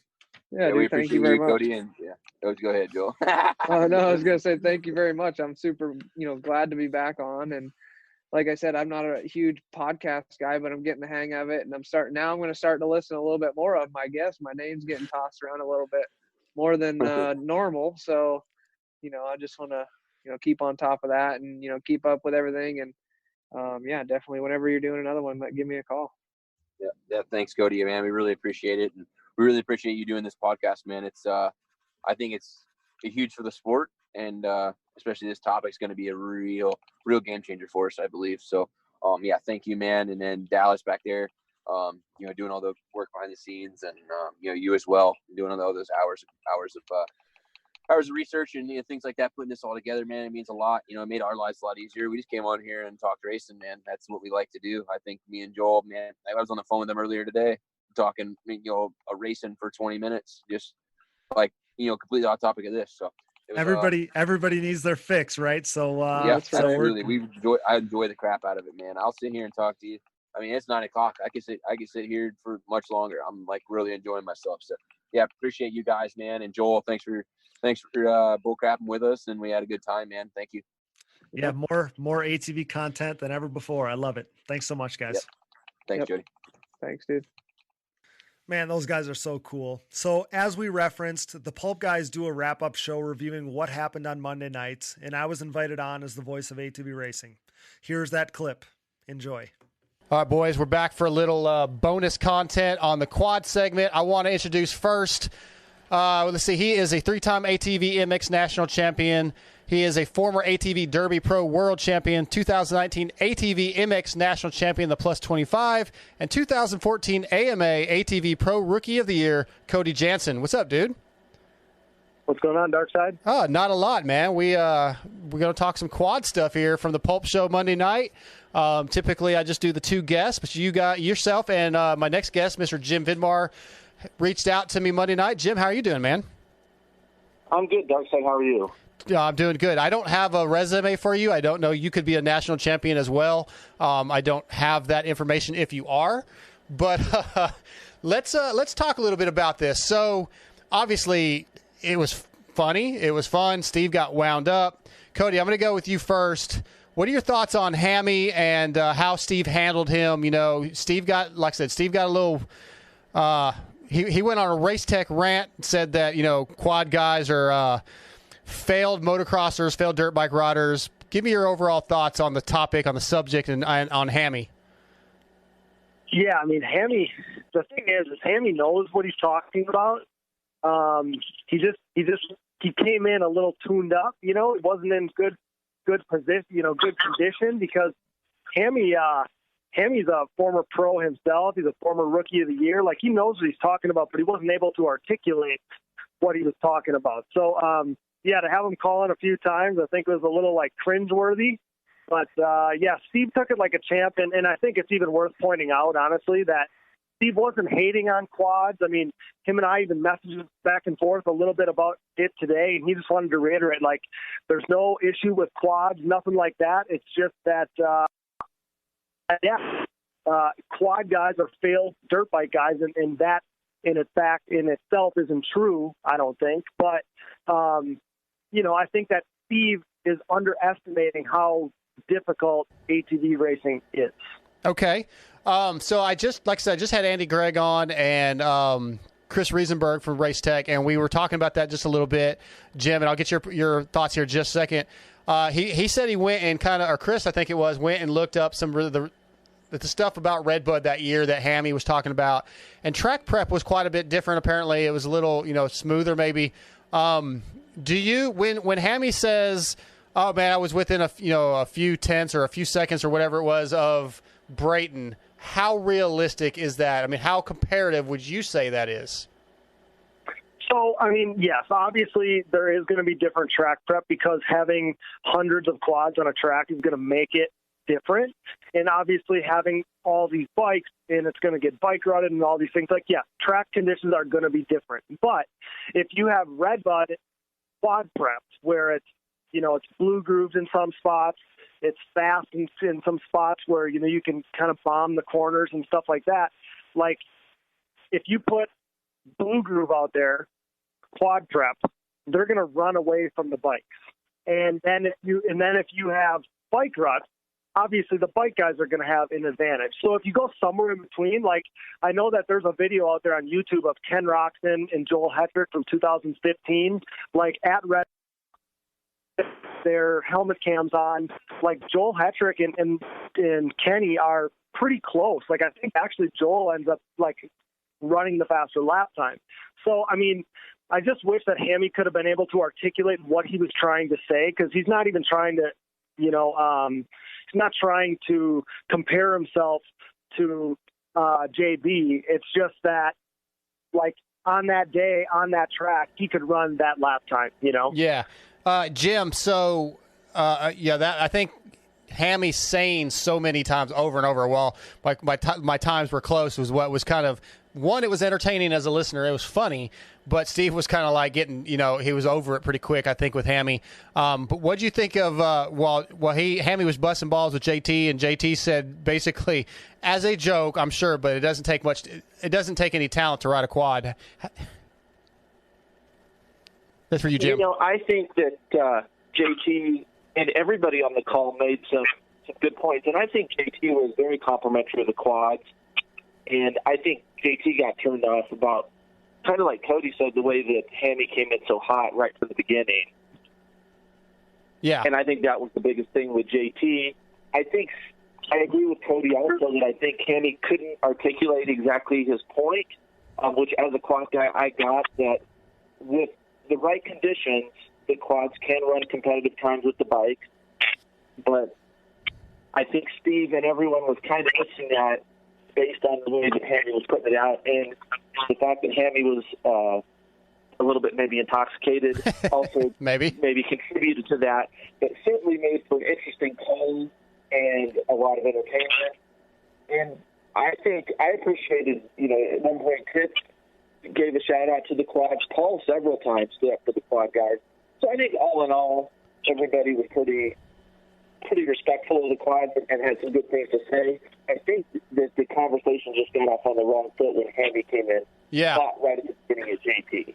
Yeah, I agree. But I mean, again, for the show, for the content of PulpMX, which pretty much is what the show is about, it was good.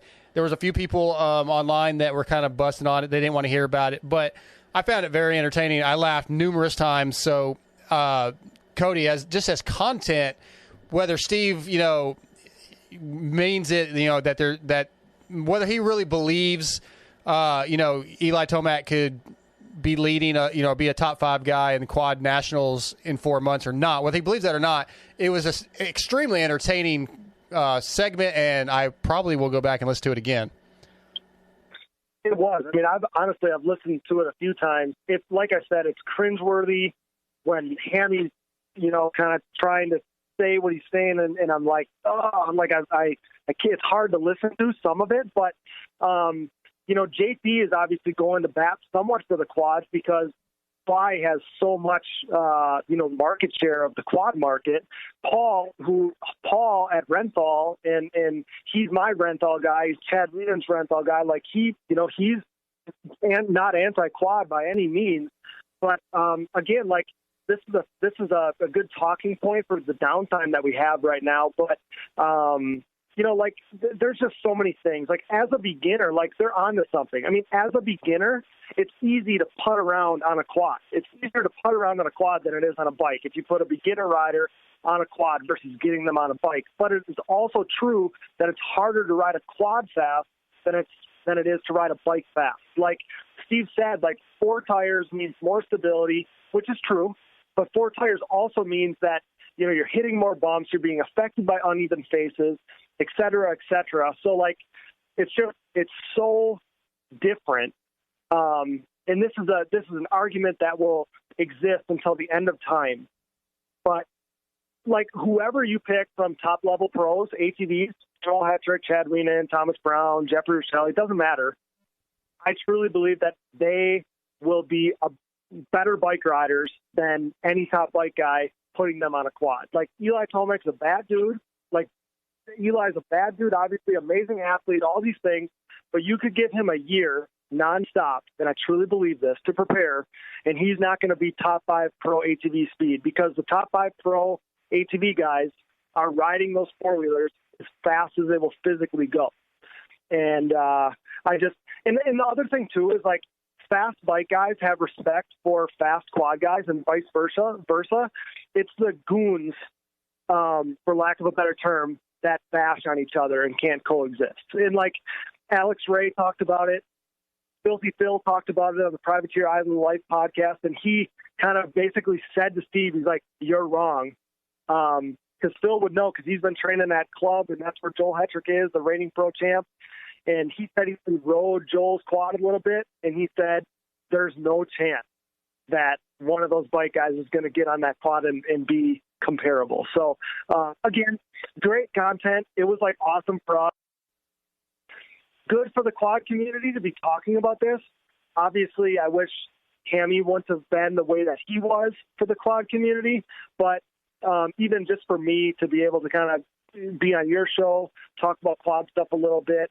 And to be honest, because I'm the quad podcast guy, like I have hundreds and hundreds of messages from people about the Pulp Show. So, I mean, overall, like still good exposure for the quads.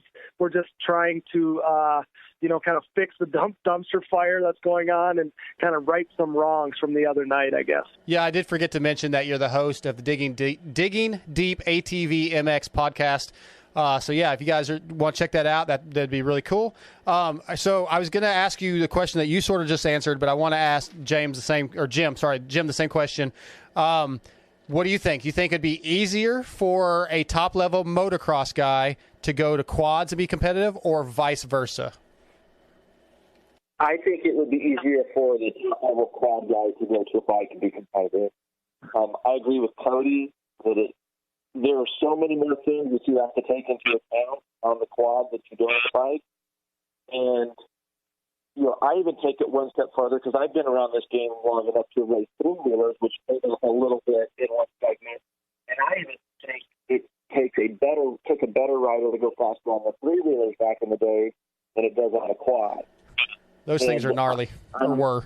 I'm in complete agreement with Cody that I think if we did this challenge that Hank brought up in the third call, and we had 2 or 3 top ATV guys and 2 or 3 top bike guys and did the flip-flop, I would put my money on the 3 quad guys being the fastest at the end. Okay. All right, last question.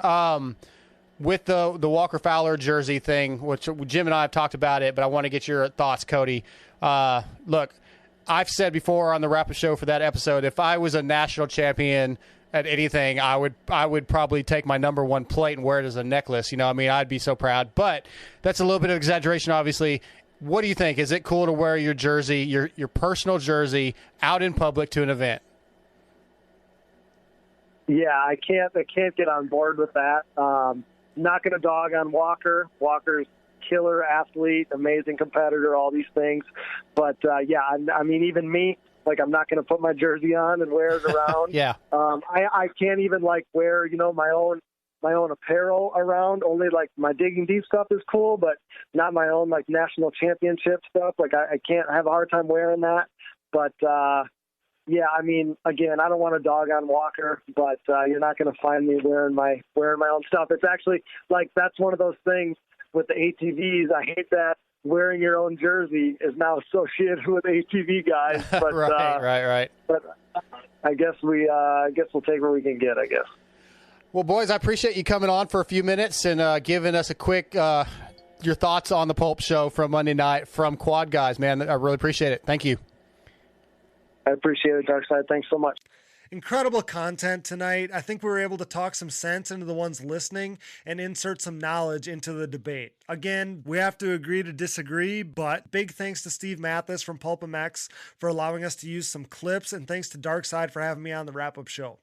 Major thanks to the champ, Joel Hetrick, for coming on, and Jeffrey Rastrelli as well. You guys rock, and expect to hear the second half of our podcast with Jeffrey going over the early years of his racing career in the coming weeks. Thanks as well to my producer, my brother Dallas, who always finds time to fit the podcast into his busy schedule. Thanks, Dallas. Couldn't do it without you. Thanks to our sponsors, CST Tires, Yamaha, thanks to Blue Crew, Valvoline, SSI Decals, DID Racing Chain, Namura Technologies, Bronco ATV and UTV Components, Evans Waterless Power Sports Coolant, Forworks Carbon, DP Brakes, Gripped Gloves, Blenders Eyewear, Mountaineer Brand, Avocado Green Mattress, Roman Health, and Oats Overnight. Support the brands that support our show, and don't forget to use those codes to save. You can find all of our sponsor links and discount codes on our website, diggingdeepatvmx.com, so check them out today. And if you enjoy the show, we encourage you to donate via Patreon if it suits you. Simply visit our website, diggingdeepatvmx.com, and click the Support on Patreon button. This contribution will help prompt continued growth and improvement of the show, and perks will be available to those who contribute, including hearing your name on the show. We greatly appreciate the support there. Another way to support us is by purchasing one of our new Digging Deep shirts. Available now in all sizes. Purchase on our website today. They're only $25, and all proceeds will go directly towards constant growth and improvement of the show, and we appreciate all the people wanting to wear our shirts. They're selling like crazy, so we greatly appreciate it. And don't forget about your way to be a part of the show via our voicemail line. Do you have questions, topic suggestions, business inquiries, or something just to get off your chest? Call us and leave a voicemail anytime at 920-569-3519. That's 920-569-3519. We appreciate it. Thanks for that. And if you do leave us a voicemail, we will play it on the show. Follow the show on social media, Digging Deep ATVMX Podcast, and myself, Cody Jansen, for all additional behind-the-scenes content and breaking news during this crazy time.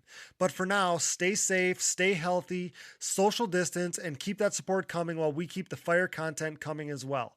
We're about to eclipse 1 million downloads, and that milestone is all thanks to you. We'll keep providing content for your possible newfound downtime, as high-quality content is more in demand than ever before. You know I love the screenshots showing that you're listening, so send those in, and I promise to keep sharing them. Again, subscribe to the show, give us a rating, tell your friends, share our posts, wear our shirts. It all helps spread word about us while growing the sport that we all love. And remember, the show is available to anyone and everyone at diggingdeepatvmx.com, where you can find all of our previous episodes, sponsor links, discount codes, shirts, and more all in one place. You can also find us on Apple Podcasts, Google Podcasts, Spotify, and more. Basically, wherever you find podcasts, you'll find the Digging Deep ATVMX podcast. With that, for Joel Hetrick, Jeffrey Rastrelli, Dallas Jansen, and I'm your host, Cody Jansen, thanks for listening to the #1 podcast in ATV racing, nearly 1 million downloads and counting. Until next time, thanks for joining us in Digging Deep with the Stars of ATV Motocross.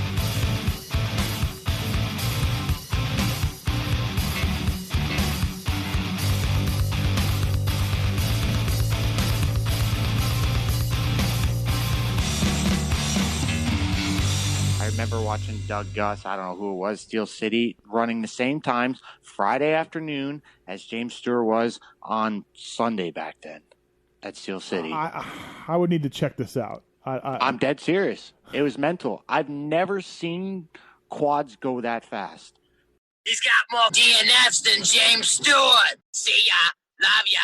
You don't chew Big Red. What the?